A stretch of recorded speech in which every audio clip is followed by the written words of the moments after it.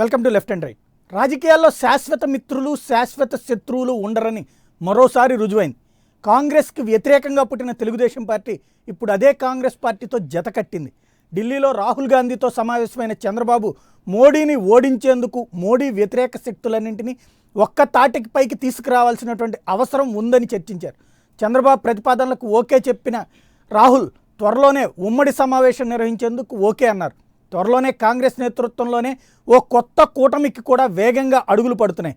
మరి దేశ రాజకీయాల్లో రాహుల్ బాబు కలయిక ఎలాంటి ప్రభావాన్ని చూపబోతోంది? డిఎంకే, తృణమూల్ కాంగ్రెస్ లాంటి పార్టీలు కలిసి వస్తాయా? ఆంధ్రప్రదేశ్లో కాంగ్రెస్ తెలుగుదేశం పార్టీ పొత్తు వర్కౌట్ అవుతుందా?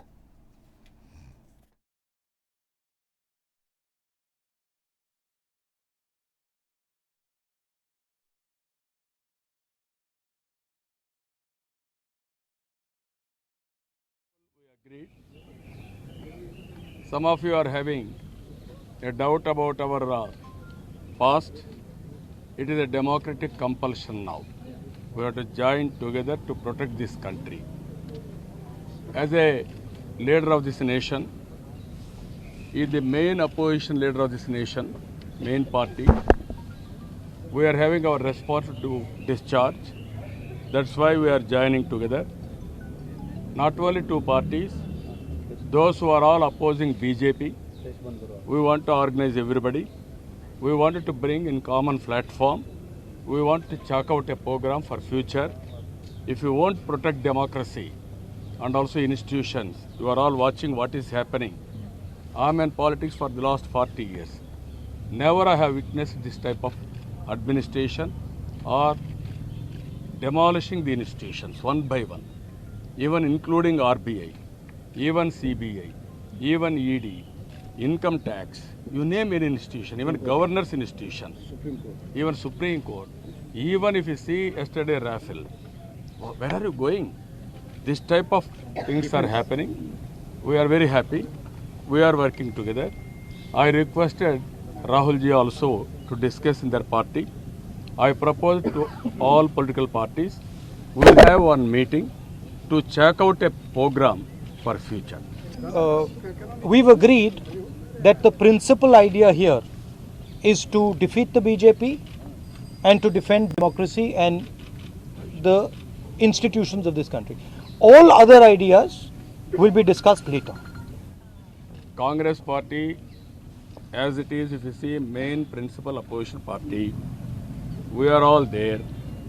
We will sit together, we will check out a program, how organization, everything we will check out. You are interested in candidates. We are interested in the nation. Remove that in our mind first. You also think nation first. Save nation, save democracy. Then we'll think we are having our own base. It is a reality we have to understand. Congress party is the main opposition. And all other parties are necessary. So we will work all these things. Our main motive is save nation. Your motive is who is your prime minister, who is others. Your interest is sensationalism. Yeah. Right? You want sensation, Yeah. but we have to work. ఇది పరిస్థితి. మొత్తం మీద ఇన్నేళ్ల పాటు Congress party గురించి తెలుగుదేశం చేసిన వ్యాఖ్యలు కానీ, తెలుగుదేశం గురించి కాంగ్రెస్ చేసిన వ్యాఖ్యలు కానీ మెదళ్లలో నుండి తొలగించి ఇకపైన ఇద్దరు మిత్రులు అన్నటువంటి విషయాన్ని గుర్తుంచుకోమని చంద్రబాబు చెప్తున్నారు. దేశం కోసమే ఈ కలయిక అని చెప్తున్నారు. దేశ ప్రయోజనాల కోసం కలిసినటువంటి ఈ పరిణామాన్ని అర్థం చేసుకోమని, మోడీని దించితే తప్పించి ఈ దేశం బాగుపడదని చంద్రబాబు నాయుడు చెప్తున్నారు. మరి ఈ అంశానికి సంబంధించినటువంటి చర్చలో పాల్గొందుకు ప్రస్తుతం అంతా విజయవాడ స్టూడియోలో ఉన్నారు బ్రహ్మయ్య, సీనియర్ జర్నలిస్ట్, రాజకీయ విశ్లేషకులు, కిరణ్, జనసేన నాయకులు, కరీముల్లా, కాంగ్రెస్ పార్టీ నాయకులు, అలాగే హైదరాబాద్ నుంచి మనతో జాయిన్ అవుతున్నారు సుభాష్, భారతీయ జనతా పార్టీ అధికార ప్రతినిధి, పిఎల్ శ్రీనివాస్, తెలంగాణ రాష్ట్ర సమితి నాయకులు, చల్లా మధుసూదన్ రెడ్డి, వైఎస్ఆర్ కాంగ్రెస్ పార్టీ ఐటీ విభాగం అధ్యక్షులు, అలాగే తిరుపతి నుంచి మనతో జాయిన్ అవుతున్నారు జైరామ్, తెలుగుదేశం పార్టీ నాయకులు. ముందుగా కిరణ్ గారు ఏమంటారు? మైండ్లో నుంచి డిలీట్ చేస్తున్నారు లేదా? 2014 బీజేపీ మోడీ గారు దేవుడు, 2018 ఎంటర్ అవటం ఆలస్యం, బీజేపీ మోడీ గారు దెయ్యం. దేవుడు కాస్త దెయ్యం అయిపోయాడు. ఇప్పుడు ఒకటి ఏంటంటే, ఇప్పుడు నేను పొరపాటు ఫ్యాక్ట్స్ మాట్లాడాను అనుకోండి, ఇమీడియట్గా ఏమంటారంటే మీరు బీజేపీతో టై అయిపోయి ఉన్నారంటారు. లేనిపోయింది, అదొక అపోహ లేనిపోయింది. కొన్ని ఫ్యాక్ట్స్ సాయి గారు, కొన్ని విషయాలు ఒకసారి లాస్ట్ గత కొన్ని నెలలుగా జరుగుతున్న పరిణామాలు చూసినట్టయితే, ఈ తెలుగుదేశం పార్టీ ప్రత్యేకించి చంద్రబాబు నాయుడు గారు క్రెడిబిలిటీని క్రెడిబిలిటీ పోతుంది. ఈయన పరిస్థితి ఏమైపోయిందంటే స్టెబిలిటీ లేదు, కాన్ఫిడెన్స్ లేదు. ముందు ఆయనకి కాన్ఫిడెన్స్ లేదు, పార్టీకి అంతకన్నా లేదు. ఆబ్వియస్లీ ఏంటంటే ఎప్పుడైతే ఈ క్రెడిబిలిటీ పోయిందో వీళ్ళు ఏంటంటే ప్రత్యామ్నాయ మార్గాల కోసం వెతుకుతున్నారు. మొన్నటి వరకు డైరెక్ట్గా బీజేపీ స్పెషల్ స్టేటస్ ఇవ్వము, ప్యాకేజ్ అన్నారు, వీఆర్ రెడీ జిందాబాద్ అన్నారు, ప్యాకేజే ముద్దు స్టేటస్ లేవుందని చెప్పి మొదలుపెట్టిన బాబు గారు 6 నెలల నుంచి మాకు ప్యాకేజే వద్దు, స్టేటస్ కావాలని చెప్పి రివర్స్ మొదలుపెట్టారు. వాస్తవానికి ఈయన చేసే కుళ్ళు కుతంత్రపు రాజకీయాల్లో భాగంగానే ఎక్కడైతే ఈయన తన అనుంగుడిని తెలంగాణలో వాళ్ళకి టీడీపీ నుంచి కాంగ్రెస్లోకి పంపించిన మరుక్షణం నుంచి బీజేపీలో వీళ్ళకి ఎంట్రీ అనేది ఆపేశారు.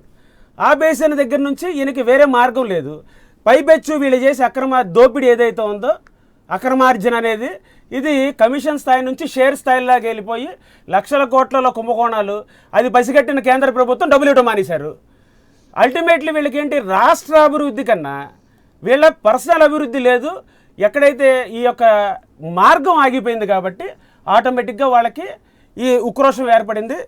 సాయి గారు, ఒక చిన్న ఉదాహరణ ఏంటంటే, రైట్, మళ్ళీ ఇంకా విదేశీ పాలన నడుస్తుందని చెప్పి అవన్నిటి దగ్గర ఒక్కసారి ముందు ఫస్ట్ ఒక ఇంట్రడక్షన్ అయిన తర్వాత మళ్ళీ వాటి దగ్గరికి డీప్గా వెళ్దాం. జయరామ్ గారు ఏమంటారు, ఈ రోజున తెలుగుదేశం పార్టీ కాంగ్రెస్ కలయిక ప్రజామోదయోగ్యమే అనుకుంటున్నారా?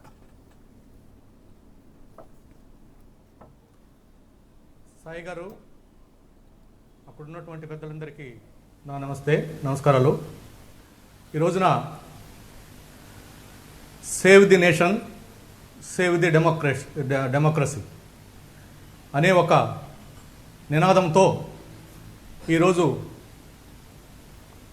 మా నాయకుడు ఢిల్లీ వెళ్ళడం, అక్కడున్నటువంటి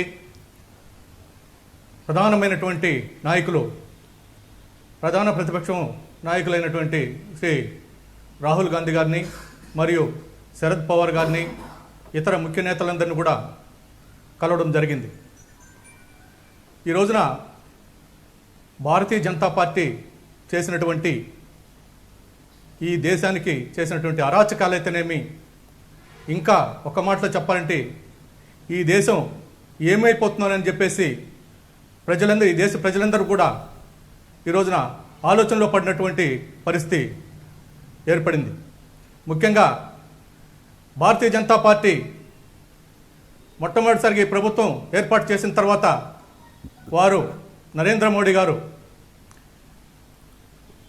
ప్రత్యేకించి స్టార్టింగ్లోనే అబద్ధాలతో స్టార్ట్ చేశారు. ముఖ్యంగా ఈ దేశంలో నరేంద్ర మోడీని నమ్మి ఓట్లేసినటువంటి ప్రజలందరూ కూడా ఈ రోజున చుక్కలు చూపెడుతున్నటువంటి పరిస్థితి ఏర్పడింది. ముఖ్యంగా ఫ్రమ్ ది బిగినింగ్ నుంచి కూడా తీసుకుంటే ఈ దేశంలో ఉన్నటువంటి సంస్థలన్నింటినీ కూడా నిర్వీర్యం చేస్తూ ఒక్కొక్కటిగా ఈ దేశంలో ప్రజలందరూ కూడా సుఖశాంతులతో ఉండాలని ఒక భావంతో లేనట్టుగా ఆయన బిహేవ్ చేస్తున్నారు. దేశంలో ఉన్నటువంటి ప్రజలందరూ కూడా ముఖ్యంగా వీరు ఈ దేశానికి ఏదో ముందుకు తీసుకెళ్తారని, ఒక మంచి నాయకత్వం ఉంటుందనేసి, ఒక మంచి నాయకుడు ఉంటారని చెప్పేసి ఎన్నుకున్న తర్వాత రాను రాను ఒక్కొక్కటిగా ఈయన సంస్థలన్నింటిని కూడా ఈ ప్రజాస్వామ్యంలో నిర్వీర్యం చేసుకుంటూ ఈ ముందుకెళ్తూ ఉన్నారు. రైట్, ఒక్క మాట జయరామ్ గారు ఈ రాష్ట్రంలో ఒక్క మాట చెప్పండి. గత ఎన్నికలకి ముందు సిబిఐ, న్యాయ వ్యవస్థ, ఈడీ ఇవన్నీ స్వార్థ రాజకీయ ప్రయోజనాల కోసం కాంగ్రెస్ వాడుకున్నది, దుర్మార్గం చేసింది అనినే కదా మీరు ఎన్నికలకు వెళ్ళింది. ఆ రోజున మోడీతో కలిసి మొత్తం వ్యవస్థల్ని కాంగ్రెస్ భ్రష్టు పట్టించింది, అధికార యంత్రాంగాన్ని అవినీతి పాలు చేసింది, వాళ్లతో కలిసి అవినీతికి పాల్పడింది, వేధింపులకు పాల్పడుతోంది అని చెప్పినే కదా మీరు ఎన్నికలకు వెళ్ళింది. ఈవేళ వాటిట్లలో ప్రక్షాళన చేస్తుంటే లేదో వాటిట్లలో సంస్కరణలు చేస్తుంటే మీకు ఎందుకు అందులో రాంగ్ కనిపించింది? అంటే మీరు కేవలం అలాంటి ఉపన్యాసాలకి మాత్రమే ఇచ్చి వాటిట్లలో ఏ సంస్కరణలు తేకూడదని కోరుకుంటున్నారా? సాయి గారు, మీతో ఏకీభవిస్తున్నాను నేను. ముఖ్యంగా ఆ రోజున మేము వారు భారతీయ జనతా పార్టీ, తెలుగుదేశం పార్టీ కలిసి పోటీ చేసిన మాట వాస్తవం ప్రజలందరూ కూడా తెలిసినటువంటి పరిస్థితి. ఈ రోజున వారు చేసినటువంటి వాగ్దానాలు, ఈ రాష్ట్రానికి వారు చేసినటువంటి వాగ్దానాలు ఏ ఒక్కటి కూడా వారు నిర్వర్తించిన పాపన పోలేదు. నేను అడిగింది మిమ్మల్ని జాతీయ అంశాలకు సంబంధించి కొత్తగా ఒక్క మాట నేను అడిగింది, మీరు రాష్ట్రంలో పొత్తు పెట్టుకుంటే రాష్ట్రానికి సంబంధించిన అంశం అది. ఇక్కడ మీరు చెప్పినటువంటిది పాత అంశాలని కాదు, కొత్త అంశాలు అనేటువంటిది. కానీ ఇక్కడ మీరు దేశవ్యాప్త అంశాలు మాట్లాడుతున్నారు. సిబిఐ, ఈడీ, న్యాయ వ్యవస్థ, రిజర్వ్ బ్యాంక్ ఇవన్నీ గందరగోళం అయిపోయినాయి అని. అడ్డకోలుగా పెద్దోళ్ళందరికీ అప్పులు ఇచ్చారన్న దగ్గర నుంచి బిగిన్ చేసి అన్ని వ్యవస్థల్ని కాంగ్రెస్ సర్వనాశనం చేసేసింది అనినే కదా యూపీఏకి వ్యతిరేకంగా మీరు ఎన్డీఏతో కలిసి ఎన్నికలకు వెళ్ళింది. ఇప్పుడు అందులో సంస్కరణలు చేసి ఆ తప్పుల్ని సరిదిద్దుతుంటే మళ్ళీ ఇట్లా సరిదిద్దడానికి వీల్లేదు, పాత పద్ధతిలో ఉండటమే కరెక్ట్ అని ఎలా ప్రజలకు చెప్పదలుచుకున్నారు మీరు అంటున్నా నేను. వాస్తవమే సాయి గారు, మేము ముందు మీరు చెప్పిన విధంగా ఈ దేశంలో ఈ సిబిఐ, తర్వాత ఐటీ, తర్వాత ఈడీ మరియు జ్యుడిషియరీ, మీరు ఏదైనా తీసుకోండి, ముందున్నటువంటి కాంగ్రెస్ పార్టీ 60 సంవత్సరాల వాళ్ళు పరిపాలిస్తే ఆ రోజున వారు ఇవి నిర్వీర్యం చేస్తున్నారనే ఉద్దేశంతో మేము ముందుకెళ్ళడం జరిగింది. రైట్. కానీ మీరు చేసినటువంటి నిర్వాహకం ఏంటి? గత 4 సంవత్సరాలలో మీరు చేసిన, భారతీయ జనతా పార్టీ చేసినటువంటి నిర్వాహకం ప్రతి ఒక్క దానిలో ఎవరిని వారికి ఎవరైతే వారికి వ్యతిరేకంగా ఉంటారో వారి మీద దాడులు చేపించడము, సిబిఐ దాడులు చేపించడము, ఈడీ దాడులు చేపించడము, ఐటీ దాడులు చేపించడం. మీరు రీసెంట్ గా చూసినటువంటి పరిస్థితి కూడా అదే కదండి. 60 సంవత్సరాల్లో చేయలేండి, మీరు 4 సంవత్సరాలు చూపెడతారు. నేను అడిగేది అదే. ఇంతవరకు మీరు ఆ మాట అన్నారు. ఇప్పుడు సిబిఐ కానీ, ఈడీ కానీ, ఐటీ కానీ దాడులు చేసిన వాళ్ళందరూ నిరపరాధులు, వాళ్ళు చాలా అమాయకులు, పైసా సంపాదించలేదు, దోపిడీ చేయలేదు, దేశ సంపద అంతా వాళ్ళు చాలా బాగా కాపాడుతున్నారని మీరు సర్టిఫై చేయబోతున్నారా? ఇన్కమ్ ట్యాక్స్ పన్ను ఎగ్గొట్టలేదని మీరు సర్టిఫై చేయబోతున్నారా? మేము సాయి గారు, ఒక రాష్ట్రానికి ఒక తీరు, గుజరాత్కి ఒక తీరు, ఆంధ్రప్రదేశ్కి ఒక తీరు, ఇంకొక రాష్ట్రానికి ఒక తీరు ఉండదు. నేను అడిగింది ఇక్కడ దేశవ్యాప్తంగా ఐటీ రైడ్స్ జరుగుతున్నాయి. తమిళనాడులో జరిగింది, నిన్న తెలంగాణలో జరిగింది, కర్ణాటకలో జరిగింది. కర్ణాటకలో శివకుమార్ మీద దాడి జరిగితే మీరు ఓన్ చేసుకుంటున్నారు, లేకపోతే పశ్చిమ బెంగాల్లో ఎవరి మీదనో జరిగితే మీరు ఓన్ చేసుకుంటున్నారు. ఏ రాష్ట్రంలో ఆ రాష్ట్రంలో ఐటీ రైడ్స్ కానీ, ఈడీ రైడ్స్ కానీ, సిబిఐ రైడ్స్ జరిగితే ఆ రాష్ట్రాల్లో ఉన్నటువంటి స్థానిక ప్రాంతీయ పార్టీలు అది దేశవ్యాప్త సమస్య, దేశంలో మమ్మల్ని అణచివేస్తున్నాయి అన్నారు. మరి ఇంకెక్కడికి వెళ్ళి రైడ్ చేయాలి? పాకిస్తాన్లో చేయాలా, ఆఫ్ఘనిస్తాన్లో చేయాలా ఐటీ రైడ్స్? వీళ్ళందరూ పోనీ నిజాయితీ పరులని మీరు సర్టిఫై చేస్తారా? నేను అడిగేది, సీఎం రమేష్ పైసా సంపాదించలేదు, చాలా నీతివంతుడు అని చెప్పి, లేకపోతే కనుక ఇవాళ ఐటీ రైడ్స్లో డబ్బులు ఎగ్గొట్టకుండానే వాళ్ళ దగ్గరికి అనవసరంగా వెళ్ళారని మీరు సర్టిఫై చేయబోతున్నారా? వాళ్ళందరూ నిజాయితీ పరులు, పన్ను పైసా ఎగ్గొట్టలేదని మీరు ప్రజలకు చెప్పబోతున్నారా? సాయి గారు, మేము చెప్పేది ఒకటే, మీకు అన్ని హక్కులు ఉన్నాయి, మీరు ఏదైనా చేయొచ్చు. మా రాష్ట్రంలో, మా ఆంధ్రప్రదేశ్లో గత కొన్ని రోజులుగా చూస్తున్నటువంటి, మీరు చూస్తూనే ఉన్నారు ఏమేమి జరుగుతున్నదో, ఏ విధంగా జరుగుతున్నదో. ఉన్న పలంగా మొన్న మా సీఎం రమేష్ గారు వారి మీద రైడ్స్ జరగడం జరిగింది. ఏముందని చెప్పేసి మీరు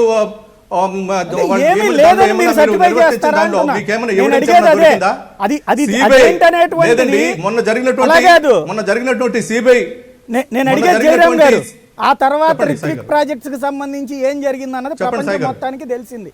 సిమెంటు, ఐరన్ కి సంబంధించి లెక్కలు ఏ విధంగా ఉన్నాయి, జిఎస్టీ లెక్కలు ఎట్లా ఉన్నాయి అనేది. ఇక్కడ నేను అడిగేది వ్యవస్థలు, ఇప్పుడు మీరు పోలీసులని లేకపోతే ఏసీబీ ఇవాళ కూడా రైడ్ చేసింది అంటే మీరు ఆ ఏసీబీ అనేటువంటి తప్పు పని చేస్తున్నట్టు రేపటి నుంచి కార్పొరేషన్ వాళ్ళు ఎవరి మీద రైడ్ చేయకూడదు, లేకపోతే ఏసీబీ ఎవరి మీద రైడ్ చేయకూడదు, లేకపోతే జిఎస్టీ పన్ను అధికారులు ఎవరి మీద రైడ్ చేయకూడదు. చేస్తే అది ఆ ప్రాంతంలో ఉన్న వాళ్ళ మీద వేధింపులు అని మీరు చెప్పదలుచుకున్నారు. ఇక నుంచి మీరు రాష్ట్రంలో ఎలాంటి రైడ్లు లేకుండా విచ్చలవిడిగా వ్యాపారాలు విచ్చలవిడిగా సంపాదించుకోవచ్చు అని ఏమైనా చెప్పబోతున్నారా? మేము చెప్పడం లేదు. ఇప్పుడు మేము మరి ఏ పని రోజైతే చేయనీయకపోతే భారతీయ ఏ జనతా వ్యవస్థకు ఆ పార్టీని వ్యవస్థ కాదని పని చెప్పేసి మేము బయట చేయనీయకపోతే వచ్చినామో, విచ్చలవిడితనమే NDA నుంచి కదా బయట వచ్చేది. మేము అనడం లేదండి, చేయవద్దని చెప్పేసి అనడం లేదు. నేను ముందే చెప్పాను, అందుకే ముందే చెప్పాను, అన్ని హక్కులు మీకున్నాయి. కానీ మేము ఏ రోజైతే భారతీయ జనతా పార్టీని NDA నుంచి మేము బయట వచ్చినామో ఆ రోజు నుంచే మీకు స్టార్ట్ చేశారు. మీకు ఇక్కడే నేను అనేది మళ్ళీ మీరు ఇక్కడ అబద్ధం చెప్తున్నారు. మొన్న రమేష్ ఒక మాట వినండి, ఇంతకు ముందు మీరు దీపక్ రెడ్డి ఎవరు, నారాయణ రెడ్డి ఎవరు, ఇంతకు ముందు ఐటీ రైడ్స్ వాళ్ళ మీద జరగలేదా? లాస్ట్ ఇయరే జరిగినప్పుడు వాళ్ళని సస్పెండ్ చేశారా లేదా మీరు పార్టీలో నుండి? మరి వాళ్ళ మీద ఐటీ రైడ్ జరిగినప్పుడు ఒక లెక్క వచ్చి ఇప్పుడు ఒక లెక్క పోనీ, ఇంతకుముందు జరగలేదంటే అసలు జరగలేదన్నాం.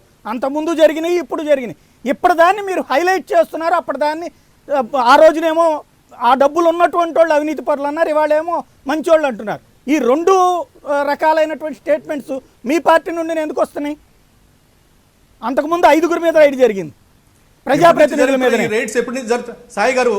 మీరు విభజన మీరు బయటికి రాకముందు జరిగిన రైడ్స్. అంత మునుపు మేము వాకాటి నారాయణ రెడ్డి ఎవరు, దీపక్ రెడ్డి ఎవరు? మేము బయటకు రాక మునుపు జరిగినట్టు నామకే వాస్తేగా జరిగినటువంటి రైట్స్, వేళ్ల మీద లెక్క పెట్టేటువంటి రైట్స్. ప్రత్యేకించి ఆంధ్రప్రదేశ్ లో ఈ రోజున ఈ విధంగా జరుగుతున్నాయంటే ఎక్కడికి పోతున్నారు అసలు? మీరు కేంద్రంలో ఉండి అన్ని సంస్థలు డబ్బులు సంపాదించి ఒక మాట అండి, నేను అడిగేది ఒక మాట, అక్రమంగా డబ్బులు సంపాదిస్తే వెతకాలి, పట్టుకోవాల్సిన అవసరం ఉందా లేదా? అది వ్యవస్థ ఇవాళ చేశారా, నిన్న చేశారా? ఇప్పుడు 4 సంవత్సరాల తర్వాత ఇక్కడ ప్రభుత్వంలో ఎక్కువ రోజులు పనిచేయించుకున్నాక అధికార పార్టీ వాళ్ళ దగ్గరే డబ్బులు ఎక్కువ ఉంటాయి, ప్రతిపక్షం వాళ్ళకి డబ్బులు రావు కదా, కాబట్టి వాళ్ళ దగ్గరే వెతుకుతారు. అది ఎందుకు వెతకద్దు అంటున్నారు మీరు? అంటే వాళ్ళు దాచాలనే మీరు, లేకపోతే అసలు వాళ్ళు ఏం దాచలేదు, ఏం సంపాదించలేదని ప్రజలకు చెప్పదలుచుకున్నారు మీరు? సాయి గారు, ప్రజలందరూ గమనిస్తున్నారు. గత కొన్ని రోజులుగా ఏం జరుగుతున్నదో ప్రజలందరూ గమనిస్తున్నారు. ఎక్కడ ఏం జరుగుతుందో తెలుస్తూ ఉంది. పక్కనున్నటువంటి తమిళనాడులో చేస్తారు మీరు, ఆ పక్కనున్నటువంటి కర్ణాటకలో చేస్తారు మీరు, ఈ పక్కనున్నటువంటి ఆంధ్రప్రదేశ్ లో చేస్తారు మీరు, ఆ పక్కనున్నటువంటి తెలంగాణలో చేస్తారు. ది రిమైనింగ్ రాష్ట్రాల్లో మీ గుజరాత్ లో ఎందుకు చేయలేదు మీరు? అదర్ స్టేట్స్ లో ఎందుకు చేయడం లేదు మీరు? పశ్చిమ బెంగాల్ ఎందుకు చేయడం లేదు మీరు? ఉన్నటువంటి మిగతా మీరు పరిపాలిస్తున్నటువంటి రాష్ట్రాల్లో ఎందుకు చేయడం లేదు మీరు? కాబట్టి నేనేమంటున్నానంటే, మీరు ఏవైతే మీ సంస్థలు ఏవైతే ఉన్నాయో ఆ సంస్థలన్నిటి కూడా నిర్వీర్యం చేసి ఈ రోజున ప్రజలను భయభ్రాంతులకు మీరు గురి చేస్తున్నటువంటి అవకాశం మీరు కల్పిస్తున్నారు. నాయకుడు ఢిల్లీకి వెళ్ళిన తర్వాత పార్టీలన్నిటి కూడా, బీజేపీయేతర పార్టీలన్నీ కూడా ఒక్క తాటిపైకి వచ్చినటువంటి పరిస్థితి. అందరూ కూడా చంద్రబాబు నాయుడిని అప్రిషియేట్ చేస్తూ వారి నాయకత్వాన్ని, ఎందుకంటే గత అనుభవాన్ని దృష్టిలో పెట్టుకొని ప్రతి ఒక్క పార్టీ కూడా ముందుకొచ్చి ఈ రోజున సంఘీభావం తెలిపినటువంటి ఈ రోజు పరిస్థితి అక్కడ కనిపించింది. జయరామ్ గారు ఒక్క నిమిషం, మళ్ళీ మీ దగ్గరకు వస్తాను. ఇటువంటి జయరామ్ గారు మళ్ళీ మీ దగ్గరకు వస్తాను, ఒక్క నిమిషం. సుభాష్ గారు ఏమంటారు? కావాలని చెప్పి ఆంధ్రప్రదేశ్ మీదనే మీ ఇదంతా చూపెడుతున్నారు కాబట్టి, ఇక్కడ వేధిస్తున్నారు కాబట్టినే ఈ రోజున మీకు వ్యతిరేకంగా చంద్రబాబు నాయుడు జాతీయ వ్యాప్త శక్తులని ఏకం చేస్తున్నారు అంటున్నారు.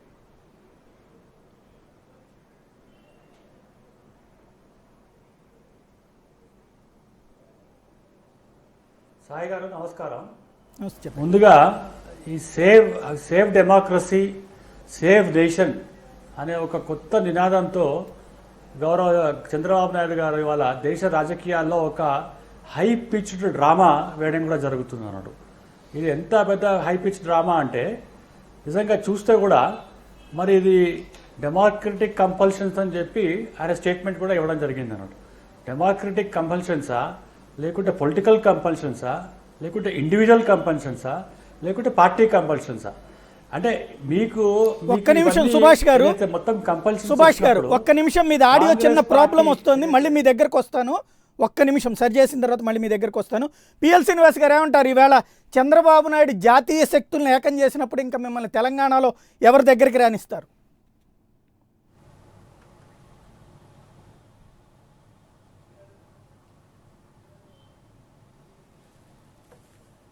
రైట్. మధుసూదన్ రెడ్డి గారు ఏమంటారు? చంద్రబాబు నాయుడు శక్తివంతమైన నేతగా ఎదుగుతున్నప్పుడు మీ పార్టీ Yeah. నడిస్తే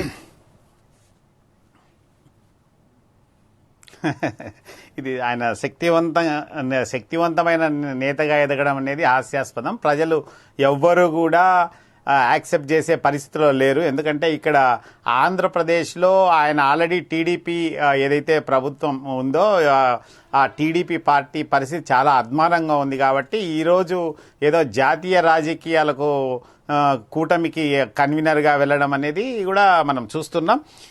ఏదేమైనా కూడా చంద్రబాబు నాయుడు గారు అవకాశ రాజకీయవాది.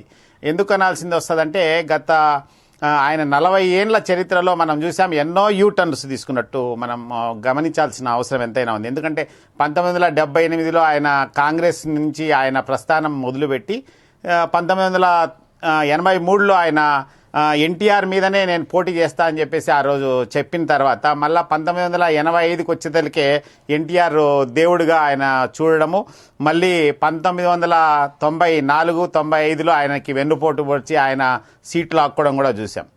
తర్వాత ఆయన చనిపోయిన తర్వాత ఏదేమైనప్పటికీ మళ్ళీ 1999లో వాజ్పేయి గారి గాలి ఉన్నప్పుడు ఆయన ఏదైతే బీజేపీతో అభివృద్ధి సాధ్యమనే ఒక నినాదంతో ఆయన వెళ్ళడం, మళ్ళీ అప్పుడు గెలవడము ఆయన వాజ్పేయి గాలిలో, మళ్ళీ 2004కు వచ్చేదలికే బీజేపీ వల్లే ఓడిపోయామని చెప్పి మళ్ళీ ఆయన మాట మార్చడం కూడా మనం చూసాం.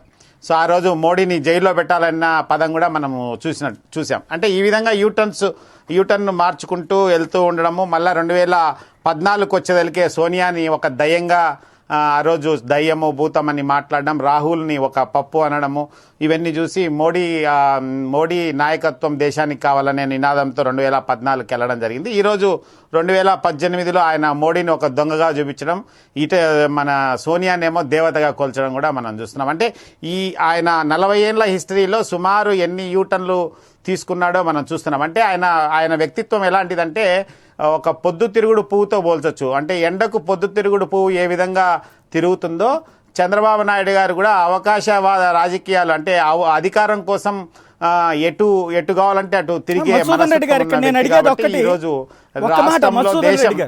నేను అడిగేది ఏంటంటే రేపు ఇప్పుడు తెలంగాణ ఎన్నికలు డిఫరెంట్, ఆంధ్ర ఎన్నికలు డిఫరెంట్. ఆంధ్ర ఎన్నికలకు వచ్చేటప్పటికి నేషనల్ ఎన్నికలతో కలిసి జరుగుతాయి. యూపీఏ వర్సెస్ ఎన్డీఏ ఉంటుంది. యూపీఏ ఇప్పుడు ఇంతకుముందు తృతీయ ఫ్రంట్ అన్న చంద్రబాబు కూడా ఇప్పుడు యూపీఏలో జాయిన్ అయిపోయారు. ఇట్లాంటి సందర్భంలో ప్రాంతీయ పార్టీలు వాటి మధ్యలో నలిగిపోతాయి, రెండు కొండలు ఢీకొంటున్నప్పుడు. అట్లాంటి సిచ్యువేషన్లో మీ పార్టీ పడదంటారా? ఎట్టి అవకాశం లేదు సాయి గారు. ఎందుకంటే మా నాయకుడు చాలా బలమైన నాయకుడు, మాకు ఆల్రెడీ అంటే చాలా ప్రజాదరణ ఉన్న వ్యక్తి. మేము ఎప్పుడు కూడా ఎవరికి అంటే మొదటి నుంచి కూడా మా పార్టీ పుట్టుక నుంచి మేము ఒంటరిగానే పోరాడుతున్నాం. మా నాయకుడుకున్న ప్రజాదరణ చాలా బలంగా ఉంది. మేము ఎవ్వరికీ భయపడాల్సిన పని లేదు. యూపీఏ కావచ్చు, బీజేపీ కావచ్చు. వ్యక్తిగా ఉండేటువంటి క్రేజ్ వేరు, పాలసీ వేరు. రేపు ఎన్నికలకు వచ్చేటప్పటికి హోదా ఇచ్చేటువంటి వాళ్ళకి మద్దతు ఇస్తాం, మాకు ఓట్లు వేస్తామని మీరు అడుగుతున్నారు. అసలు హోదా ఇచ్చే పార్టీతోనే జట్టు కట్టామని తెలుగుదేశం అంటే అప్పుడు మీకెందుకు ఓటేయాలి? వాళ్ళకే ఇచ్చు కదా. చంద్రబాబు నాయుడు గారిని నాకు తెలిసినంత వరకు ప్రపంచ దేశాల్లో ఉన్న ఏ తెలుగువాడు నమ్మే ప్రసక్తి ఉండదు. ఎందుకంటే ఆయన ఎన్ని యూటర్న్ తీసుకున్నాడో మనం చూసాం. ప్రత్యేక హోదా ఫస్ట్ కావాలన్నాడు, ప్రత్యేక ప్యాకేజ్ కావాలన్నాడు. నేను అనేది హోదా వద్దన్నది ఇదంతా కూడా ఓకే. ఇవాళ వచ్చేటప్పటికి రేపు ఎన్నికల్లో మీకంటే గట్టిగా, ఇంతకాలం 4 ఏళ్ల నుంచి మీరు ఎంత గట్టిగా అన్నారో అంతకంటే గట్టిగా ఈ 6 నెలల్లో బాబు అంటున్నారు. రేపు అదే పాయింట్తో జనంలోకి వెళ్ళినప్పుడు మీరేమంటున్నారు? గెలిచాక హోదా ఇచ్చే పార్టీకి మద్దతు ఇస్తూ ఉంటున్నారు. ఇప్పుడు బీజేపీ అయితే హోదా ఇవ్వనని చెప్పేసింది, ప్యాకేజీనే కన్ఫర్మ్ చేసేసింది. ఇంకా హోదా ఇచ్చే పార్టీ కాంగ్రెస్. దాంతో చంద్రబాబు జట్టు కట్టాక మీకు ఓటు ఎందుకు వేస్తారని అడుగుతున్నా. హోదానే ప్రధాన సబ్జెక్ట్ అయితే. నేను అదే చెప్తున్నాను. చంద్రబాబు నాయుడు గారిని కానీ కాంగ్రెస్ను కానీ ఎట్టి పరిస్థితుల్లో ప్రజలు నమ్మే ప్రసక్తి ఉండదు. ఎందుకంటే ఆ రాష్ట్రాన్ని అడ్డగోలుగా విభజించి ఈరోజు రాష్ట్రాన్ని సర్వనాశనం చేసిన పార్టీ కాంగ్రెస్ పార్టీ. సాయి గారు, బీజేపీని నమ్మలేక కాంగ్రెస్ని నమ్మలేకపోతే ఇంకెవరిని నమ్మాలా? హోదా ఇంకెవరిస్తారు? ఖచ్చితంగా అంటే ఇప్పుడు ఏదైతే నేషనల్ పార్టీ ప్రత్యేక హోదా ఇస్తుందో మాకు ఏ పార్టీ అనేది అవసరం లేదు. అది బీజేపీ కావచ్చు, ఫోర్త్ ఫ్రంట్ కావచ్చు, థర్డ్ ఫ్రంట్ కావచ్చు, యూపీఏ కావచ్చు, ఏ పార్టీ అయినా కానివ్వండి, ఆ పార్టీకి ఖచ్చితంగా మద్దతు ఇస్తాం. మేము ఖచ్చితంగా 25 స్థానాలు ఎంపీ స్థానాలు గెలవబోతున్నాం. సుమారు 140 నుంచి 150 ఎమ్మెల్యే స్థానాలు కూడా గెలవబోతున్నాం. ఖచ్చితంగా మా పాత్ర చాలా ముఖ్యమైనది కాబట్టి ఖచ్చితంగా ఏదైతే నేషనల్ పార్టీ ప్రత్యేక హోదాకి ముందుకు వస్తుందో ఆ ప్రత్యేక హోదా ఇచ్చే పార్టీకే మేము మద్దతు తెలుపుతామని చెప్పి మా నాయకుడు పదే ఎన్నోసార్లు చెప్పడం జరిగింది. రైట్ శ్రీనివాస్ గారు, ఇప్పుడు మనము ఏదైతే మళ్ళీ వస్తాను, నేను మీ దగ్గరకు మళ్ళీ వస్తానండి. పిఎల్ శ్రీనివాస్ గారు ఏమంటారు? తెలంగాణ రాష్ట్ర సమితి ఈ ఎన్నికల్లో ఇక ఆశ వదిలేసినట్టేనా జాతీయ ప్రత్యామ్నాయ కూటముల మధ్యన? సాయి గారు, ఈరోజు విచిత్రంగా ఉంది. అంటే చంద్రబాబు నాయుడు గారి 40 సంవత్సరాల అనుభవంలో 20 సంవత్సరాలు, తెలుగుదేశం పుట్టింది 82లో, ఇది 2018, అంటే 20 సంవత్సరాలు ఉంది ఆయనకు డెమోక్రటిక్ కాంప్లెక్షన్ తెలుసుకోవడానికి. అంటే రాజకీయంలో అతని అవకాశం గురించి చూస్తున్నాడే తప్ప ఈరోజు కాంగ్రెస్ పార్టీని తిట్టకుండా ఒక విదేశీయురాలని చెప్పేసి యూపీఏ 1 యూపీఏ 2లో అవినీతి పరులు, అక్రమార్దారులు ఈ దేశాన్ని ముంచేశారు, ఈ దేశాన్ని నాశనం చేశారు అని చెప్పినటువంటి వ్యక్తి ఈరోజు 4 సంవత్సరాలు బీజేపీతో ఉండి, అంతకన్నా ముందు కూడా బీజేపీతో కలిసి ఉండి, ఈరోజు తన సొంత దీని గురించి కడప వీధి తిరుగుతున్న ఢిల్లీలో అంటే మనం అర్థం చేసుకోవచ్చు. అతను బతుకు తెరుగుకోవచ్చము ఇక్కడ తెలంగాణలో కానివ్వండి, లేకపోతే ఆంధ్రప్రదేశ్ ప్రజలందరూ కూడా ఈరోజు తెలుసుకున్నారు చంద్రబాబు లెవెల్ ఏంటి, ఇక్కడ కేసీఆర్ గారి లెవెల్ ఏంటి, అసలు మొత్తం దేశంలో చంద్రబాబు నాయుడు ఎంత ఫెయిల్యూరో ఈరోజు 5 కోట్ల ఆంధ్ర ప్రజలు తెలుసుకున్నారు కాబట్టి ఒక మైండ్ గేమ్గా నేను నేషనల్ లీడరు, నేను అందరిని పోయి కలుస్తాను, నువ్వు నేను పోతా కూడా అందరు కలుస్తారండి. ములాయం సింగ్ యాదవ్ కలుస్తారు, మాయావతి కలుస్తుంది, అందరు కలుస్తారు. మనం కూడా పోయి అందరితో మాట్లాడవచ్చు.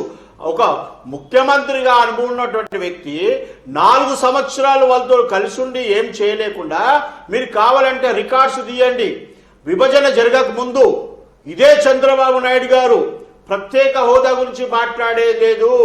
5,000 కోట్ల రూపాయలు, 5 లక్షల కోట్ల రూపాయలు ప్యాకేజ్ ఇస్తే మాకు సరిపోతుంది, విభజన చేసేయండి అని చెప్పినటువంటి రికార్డెడ్ ఉంది. మీకు లేకపోతే నేను పంపిస్తాను. 5 లక్షల కోట్లు ఏమనండి, అది వేరే మాట. సాయి గారు మాట ట్రై టు అండర్స్టాండ్, నేను అనేది అతని మాట. ఈ రోజు 4 సంవత్సరాల నుండి కూడా ప్యాకేజ్ విషయంలోనే మాట్లాడినటువంటి వ్యక్తి ఈరోజు వైఎస్ఆర్సీపీ ప్రత్యేక హోదా కావాలని చెప్పేసి, అక్కడ మేధావులు ప్రత్యేక హోదా కావాలని చెప్పి, అక్కడ ఉన్న ఇతర పార్టీలు ప్రత్యేక హోదాలు కావాలన్నప్పుడు నువ్వు విడిపోయి వాళ్ళతో డిఫరెన్సెస్ వచ్చి ఈరోజు కాంగ్రెస్ పార్టీ కలుసుకుంటా ఈరోజు యూపీఏ 1 యూపీఏ 2ను తిట్టకుండా తిట్టినటువంటి వ్యక్తి సిబిఐని ఏమన్నారండి మీరు? చంద్రబాబు నాయుడు గారు రికార్డులు చేయండి, కాంగ్రెస్ పార్టీ ఆఫ్ ఇన్వెస్టిగేషన్ అని చెప్పారు. అదేవిధంగా ఇన్కమ్ ట్యాక్స్ వాళ్ళని కాంగ్రెస్ పార్టీది అని చెప్పారు. వైఎస్ఆర్సీపీ అధ్యక్షుడు ఇప్పుడున్నటువంటి జగన్మోహన్ గారిని 1,00,000 కోట్ల రూపాయలు దోపిడీ చేశారు, సిబిఐ పట్టుకున్నారని అన్యాయంగా అతనికి చెప్పడం జరిగింది. అయితే ఆ రోజు ఇప్పుడు ఏం బయటపడలేదు. మీ వరకు వచ్చే వరకు సిబిఐ ఒక పెద్ద ఇది అయిపోయింది. ఇతరులను మాత్రం సిబిఐ రైడ్ చేసే ఓహో ఆహా సిబిఐ చాలా గొప్పదని చెప్పినటువంటి వ్యక్తి ఈరోజు కడప తిరుగుకుంటా ఈ విధంగా చెప్తున్నాడంటే అతని బతుకు తెరువుకోవచ్చము. కాంగ్రెస్ వాళ్ళని నేను చెడు అంటలేను. కాంగ్రెస్ పార్టీకి ఒక పాలసీ ఉంది. వాళ్ళు నిజంగా చెప్పాలంటే వారి ఫ్యామిలీ అంటారు. నేను మాత్రం ఒక రాజకీయంగా కాదు, నాకు తెలిసినంత మటుకు ఇందిరాగాంధీ గారే కానివ్వండి, రాజీవ్ గాంధీ గారే కానివ్వండి, కాంగ్రెస్ ఉన్నటువంటి మన్మోహన్ గారే కానివ్వండి, పివి నరసింహారావు కానివ్వండి, ఈ దేశాన్ని కొత్త చేసినటువంటి వ్యక్తులే. అయితే ఆ రోజు ఏమన్నాడు, ఇతర బతుకు తెరుగుకోవచ్చము. ఏ రోజైతే ఎన్టీ రామారావు గారు మన తెలుగు ప్రజలను అక్కడ తాకట్టు పెడుతున్నారు, ఢిల్లీలో మనల్ని అవమానపరుస్తున్నారని స్థాపించినటువంటి తెలుగుదేశం పార్టీని ఈ రోజు నువ్వు తాకట్టు పెడుతున్నావా? ఎన్టీ రామారావు స్వర్గీయ గారు తాకట్టు పెట్టారు. ఒకసారి ఆలోచన చేయండి. ఈ రోజు ఆంధ్ర ప్రజలంతా గుర్తించారు. చంద్రబాబు నాయుడు గారు 2 రాష్ట్రాలు విభజన జరిగిన తర్వాత కేసీఆర్ బ్రహ్మాండంగా చేస్తున్నారు. కేసీఆర్ అబ్బాయి కేటీఆర్ గారు బ్రహ్మాండంగా చేస్తున్నారు, వాళ్ళు ముందుకు దూసుకపోతున్నారు, మనం దూసుకపోతలేమే అన్న ఒక ఆలోచనతోని ఈ రోజు నీ బతుకుతారు కోసం మేమప్పుడు కూడా మేము ఆంధ్ర ప్రజలు నిజంగా వారు మంచికి కావాలి, తప్పకుండా బీజేపీ కొద్దిగా కూడా మేము పోట్లాడతాం. బీజేపీ ఎప్పుడైతే ప్రత్యేక హోదా ఇయ్యలేదో తప్పకుండా ఇవ్వాలని పోరాడేటువంటి బాధ్యత నీలో ఉండే, అది లేదు. ఈ రోజు నువ్వు ఏం చేస్తా ఉన్నావు, నీ బతుకు తెరువు కోసము నీకు ఇక్కడ ప్రజలందరూ గుర్తించారు Chandrababu Naidu now not hero, is a zero, కాబట్టి నేను హీరో కావాలని చెప్పేసి దేశమంతా తిరిగితే ఏమవుతుందంటే ఈ రోజు మోడీ గారి గురించి అన్ని నువ్వే మంచిగా చెప్పావు, మోడీ గారి గురించి అంతే నువ్వే గొప్పగా చెప్పావు, మోడీ గారి నుంచి అంత తిప్పావు, మోడీ గురించి తిరిగావు, నువ్వే కాకుండా నీ పవన్ కళ్యాణ్ తిప్పుకున్నావు, నువ్వు ప్రజలందరికీ ఎన్నో ప్రామిస్ చేశావు. ఈ రోజు మోడీ గారు ఇవ్వకపోతే ఈ రోజు నేను కాదంటలేను, రాహుల్ గాంధీ గారు నేను ప్రత్యేక హోదా ఇస్తానంటే తప్పకుండా నమ్మాలి, కానీ నీ ద్వారా కాదు.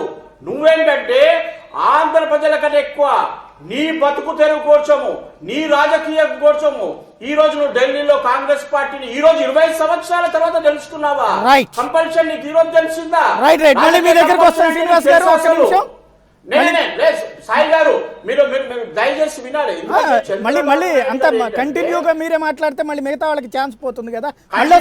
టీడీపీకి ఇచ్చారు కదా సార్ ఎక్కువ సమయము, మీకు ఇస్తాను గ్యారంటీ. టీడీపీ కాదు ఈ రోజు నేను, ఎందుకంటే దయచేసి మీరు తెలంగాణ ఆంధ్ర విషయాలు, తెలంగాణ అసలు ఇక్కడ అసలు దేనికి పనికిరాడండి అతను, ఇక్కడ చేసినటువంటి ఒక మంత్రి ముంగడు కూడా పనికిరాడు. రైట్ అంటే సుభాష్ గారు ఏమంటారు, ఈవేళ దేశంలో మీ పార్టీకి వ్యతిరేకంగా ఒక శక్తిని ఏకం చేయగలిగినటువంటి మహానాయకుడుగా చంద్రబాబు నాయుడు దేశవ్యాప్తంగా ఈవేళ కనిపించారు, ఏమంటారు? సాయి గారు నమస్కారం. ముందు ఆయన ఒక మహానాయకుడు చేసింది, మరి మహానాయకుడు అంటే అది it's not acceptable to public.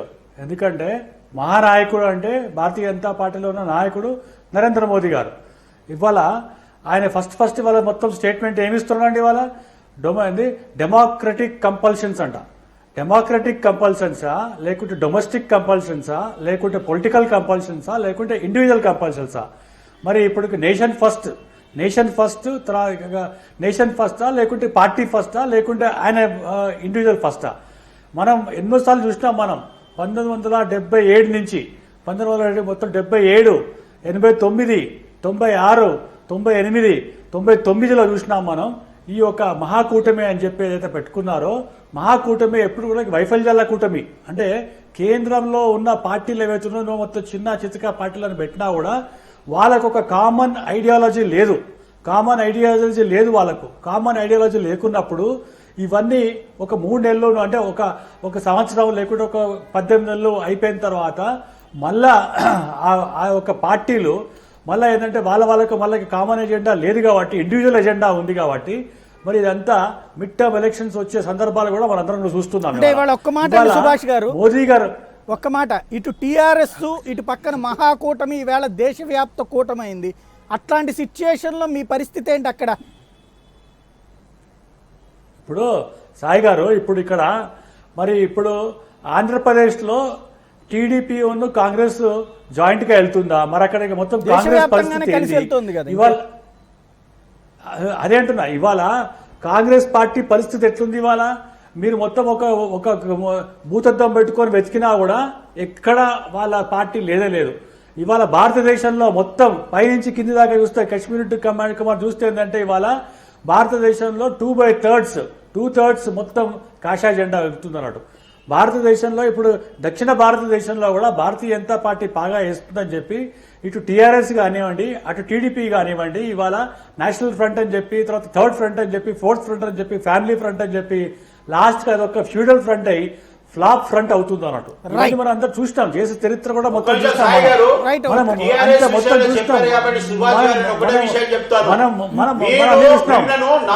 నమ్మి మోడీ గారిని దేశ ప్రజలంతా 3/4 కాదు 80% నమ్మారు. నమ్మిన తర్వాత ఈ రోజు మోసపోయారు. మీరు చేసినటువంటి దగా.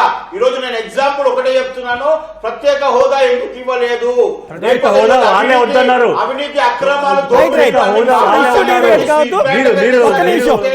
మీ ఇద్దరు అక్కడ కూర్చుని ఆర్గ్యూ చేసుకుంటే బాగా. ఒక్క నిమిషం. TRS అన్నారు కాబట్టి చెప్తున్నా. రైట్ రైట్ రైట్ మీరు రైట్ చంద్రబాబు నాయుడు గురించి కాదు. రైట్. మళ్ళీ మీ దగ్గరికి వస్తాను. ఒక్క నిమిషం.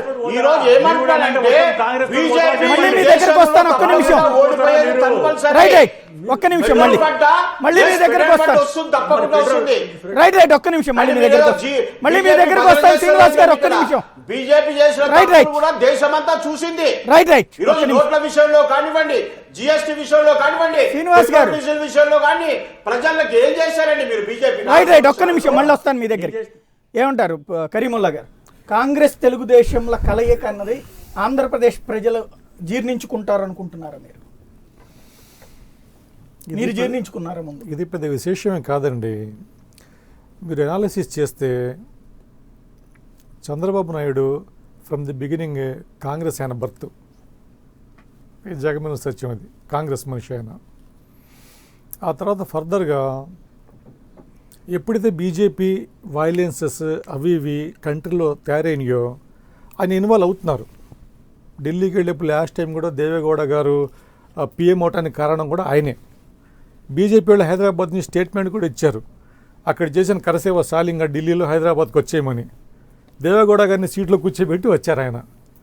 సరే, ఇప్పుడు అట్ ప్రెజెంట్ మన భారతదేశానికి ఎప్పుడు లేనిది, బ్రిటిష్ టైంలో లేని గ్రహణం ఇప్పుడు పట్టింది. ఆ గ్రహణం వదిలించాలంటే ఆల్ సెక్యులర్ పార్టీస్ ఒక ప్లాట్ఫామ్ మీద రావాలి. నాట్ ఓన్లీ చంద్రబాబు నాయుడు, అందరు రావాలి టోటల్ ఇండియాలో. ఎందువల్లంటే మన largest democratic country in the world, 125 కోట్ల మంది జనాభా మంది. ఒక చంద్రబాబు నాయుడు గారినో లేకపోతే ఇంకొందో బ్లేమ్ చేయలేము మనం. దాదాపు అన్ని వ్యవస్థ నిర్వీర్యమైపోయింది. అసలు ట్రూ బ్లాక్ డే ఎమర్జెన్సీ జరుగుతున్నాయి ఇప్పుడు 4 years నుంచి. అది మీకు రిపీటెడ్గా చెప్తే, నేను చాలా డిబేట్స్లో చెప్పాను, అది మీ ఎక్కలు చెప్పినట్టుగా ఉంటుంది. ఈ సపరేట్ స్టేటస్ అంటే అది మన హక్కు. అది యాక్చువల్గా మేము చాలా మోసపోయాం, దాంట్లో మీరు మోసపోయారు.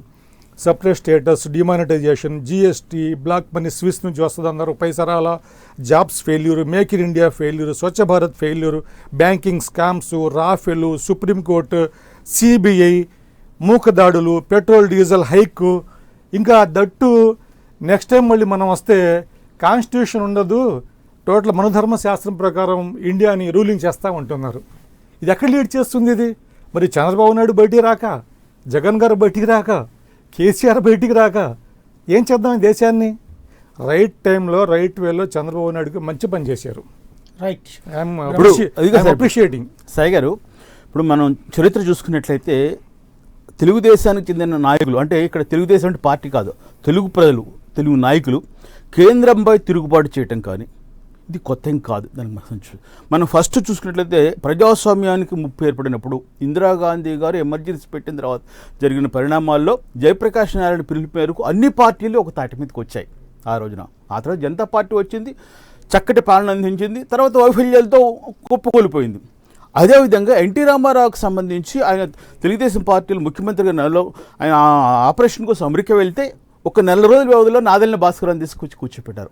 ఆనాడు ఈ తెలుగు ప్రజలే, ఈ తెలుగు నాయకులే ఢిల్లీకి వెళ్ళటం, ఢిల్లీకి వెళ్తే వాజ్పేయి, ఈ ఫరూక్ అబ్దుల్లా గారు, ఈ వాజ్పేయి గారు, అద్వానీ గారు, వీళ్ళందరూ కూడా విజయవాడలో మీటింగ్ పెట్టేసి ఇందిరాగాంధీ అన్యాయం చేసిందని చెప్తే చేశారు. అంటే ఎప్పుడైతే తెలుగు ప్రజలకు సంబంధించి అన్యాయం జరుగుతుందో, జరిగినప్పుడు మనం కేంద్రాన్ని ప్రశ్నించడం, కేంద్రంపై తిరుగుబాటు చేయడం కొత్త విషయం కాదు. ఇది ఇవాళ జరుగుతున్న కూడా అదే జరుగుతుంది. ఇవాళ మోడీ గారు ఆంధ్రప్రదేశ్ పట్ల వివక్షత ఎందుకు వహించాలి? ఎందుకంటే ఆయన సొంత పార్టీ అనుకున్నదే కదా. ఇద్దరు కలిసి పోటీ చేశారు ఆంధ్రప్రదేశ్లో, ఇద్దరు కలిసి వాగ్దానాలు చేశారు, మీ రాష్ట్రానికి ఇచ్చేస్తామని చెప్పేసి. ఇది చేసినప్పుడు చివరికి ఎంత కష్టపూరితం అంటే యూటిలైజేషన్ సర్టిఫికేట్ ఇవ్వలేదని చెప్పేసి ఒక 40 కోట్లు ఏమో మిగిలిపోతే ఆ 40 కోట్లు కూడా బకాయి చెల్లించండి అని ఆంధ్రప్రదేశ్కి నోటీసులు ఇచ్చారు, కానీ తెలంగాణకి ఇవ్వలేదు కదా. అది ఉమ్మడి రాష్ట్రంలో జరిగినటువంటి వ్యవహారం. అడిగినప్పుడు 58-42 రేషియో ప్రకారం వాళ్ళకి కేంద్ర ప్రభుత్వం తెలుసు కదా దీనికి సంబంధించి ఎవరు ఎంత రేషియోలో బకాయిలు చెల్లించాలని చెప్పేసి. కానీ ఒక ఆంధ్రప్రదేశ్కే నువ్వు ఎందుకు ఇచ్చావు నోటీసులు అంటే నీకు వివక్షత స్పష్టంగా ఉన్నదని కనిపిస్తుంది దీనికి సంబంధించి. ఆ వివక్షత, ఆ కక్షపూరితమైన ధోరణి వల్ల ఇవాళ బీజేపీ చేతులాగా తెచ్చుకుంటుంది. రాష్ట్ర వ్యాప్తంగా, దేశవ్యాప్తంగా అందరూ ఇవాళ ఒక బీజేపీకి వ్యతిరేకంగా తయారవుతున్నారు. ప్రతి మాట, ప్రతి వ్యక్తి ఇవాళ ఎంతో చెప్పారు కర్మి గారు, అనివార్యమైన పరిస్థితి, మనుధర్మశాస్త్రం వచ్చేస్తుంది రేపు పొద్దున రాకపోతే అని చెప్పేసి పరిస్థితులు అట్లా కనిపిస్తున్నాయి. దానికి సంబంధించి ఇవాళ నేను బ్రతకాలి, లేదు ఒక మనిషి బ్రతకాలి, ఒక జీవించాలి అంటే ఇవాళ అనివార్యంగా సెక్యులర్ సెక్సులు అన్ని కూడా ఒక పక్క రావాల్సిన పరిస్థితి వస్తుంది. అంటే ఏం తేడా వచ్చింది ఈ దేశంలో? ఇప్పుడు మీరు రేపు ఇవాళ గుడికి వెళ్తుంటే ఆపుతున్నారు, లేకపోతే మసీదుకి వెళ్తుంటే ఆపుతున్నారు, చర్చికి వెళ్తుంటే ఆపుతున్నారా? ఎక్కడో ఏదో ఒక ఇన్సిడెంట్ జరిగితే, ఇంతకుముందు మత కలహాలు జరిగినాయి, ఇంతకుముందు మారణ హోమాలు జరిగినాయి, మత మార్పిడులు జరిగినాయి. పదానికి నేను అనేది అప్పుడేమో అద్భుతమైనటువంటి దేశం, ఇవాళ వచ్చేటప్పటికి ఒక మాట నేను అనేది ఇప్పుడు నేనున్నాను, అందరూ ఏం సెక్యులర్ గురించి ఒక్క నిమిషం అండి, ఒక్క నిమిషం ఇష్యూ డిబేట్ చేయొద్దండి శ్రీనివాస్ గారు, ఒక్క నిమిషం. ఇవాళ ఈ మనుద ఒక్క నిమిషం అండి శ్రీనివాస్ గారు, మళ్ళీ మీరు వేరే అంశాల వైపుకి వెళ్ళదు. ఒక్క నిమిషం. ఇక్కడ మీరు చెప్పేటువంటి ఏ సెక్యులరిజానికి ప్రమాదం వచ్చి ఈవేళ జాతీయ వ్యాప్తంగా ఏకమవ్వాల్సిన పరిస్థితి వచ్చిందంటారు? అంటే ఒక్క మనుధర్మశాస్త్రం గురించే కాదు, అది కూడా ఒక కారణం. నేను చెప్పేది ఫస్ట్ చెప్పాను, నేను ఆంధ్రప్రదేశ్ పట్ల వివక్ష ఎందుకు ఉండాలి, సామాజిక వివక్ష ఎందుకు చూపించాలి, వాళ్ళిద్దరు కలిసి పోటీ చేశారు చెప్పారు. అంటే కరీం గారు కరీం గారు ప్రస్తావించారు. 4 సంవత్సరాల పాటు అన్నీ వచ్చినాయి, భారతదేశంలో ఏ రాష్ట్రానికి రానంత సాధించుకున్నాం మనము, కళ్ళు పోయినయ్యా ప్రతిపక్షాలకి అని మాట్లాడినటువంటి వాళ్ళు ఈ 6 నెలల్లోనే 4 ఏళ్ల క్రితం ఏమీ రాలేదు అంటే అప్పుడు అబద్ధం చెప్పినట్ట, ఇప్పుడు అబద్ధం చెప్పినట్ట? నెంబర్ 1. నెంబర్ 2, ప్యాకేజీ అనేది కాకుండా హోదా అని అడిగితే, హోదా అని అడిగేటువంటి వాళ్ళకి బుర్రలు లేవు, రాష్ట్ర ద్రోహులు. హిమాచల్ ప్రదేశ్ ఏమైంది, లేకపోతే అస్సాం ఏమైంది, వాటితో మన రాష్ట్రానికి పోలిక అద్భుతమైనటువంటి ప్రగతి సాధించింది. మనం ఆ పేర్లు చెప్పుకున్న వాళ్ళందరూ అక్కడ ఏం జరిగిందని నన్ను ఎడ్యుకేట్ చేయండి అని అడిగింది అదే చంద్రబాబు. అవునండి. ఇప్పుడు వాటిట్లలో ఏం మార్పు వచ్చింది? ఇవాళ కొత్తగా ఈ ప్యాకేజీ కాకుండా హోదా అనేటువంటి కాన్సెప్ట్ని ఆ రోజున వాళ్ళు అన్నప్పుడు ఈయన చెప్పింది తప్ప, ఇప్పుడు ఈయన అన్నప్పుడు వాళ్ళు చెప్తుంది ఎవరికి తప్పు? మీరు చెప్తుంది 100% కరెక్ట్. నేను చెప్తున్న విషయం ప్రత్యేక హోదా కాదు, సాధ్యం కాదు అని చెప్పారు. చెప్పిన తర్వాత మీకు అందుకు సరిపడా నిధులు ఇస్తాము, ప్రత్యేక ప్యాకేజీలు అని చెప్పారు. దానికి సంబంధించి ఏది ఇంప్లిమెంట్ జరగల. ఇదే పవన్ కళ్యాణ్ గారు వాళ్ళకి సంబంధించి 5 సభ్యులు మళ్ళీ ప్యాకేజీకి సంబంధించిన 27,000 కోట్లు దానికి ఏంటనేది క్లారిటీ. రాష్ట్రానికి డబ్బులు రప్పించడం అనేటువంటిది ఒక ప్రాసెస్, వచ్చినవి ఇంతకంటే ఎక్కువ రావని చెప్పడం ఒక ఎత్తు. అవునండి. ఇంతకు మించి ఇప్పుడు ఈ 6 నెలల్లోనే కదా తెలిసింది మనకి ఇన్ని రావాలని, అంతకు ముందు అన్ని వచ్చేసినాయి అని చెప్పడం రైట్ అంటారు, రాంగ్ అంటారు? ఇప్పుడు కలిసి ప్రయాణం చేస్తున్నప్పుడు, స్నేహంగా ఉన్నప్పుడు కొన్ని తప్పులు ప్రజలు మోసం చేయొచ్చు. అప్పుడు రాజకీయం అండి, ఎంత రాజకీయం. ఇప్పుడు రాజకీయం కాదు,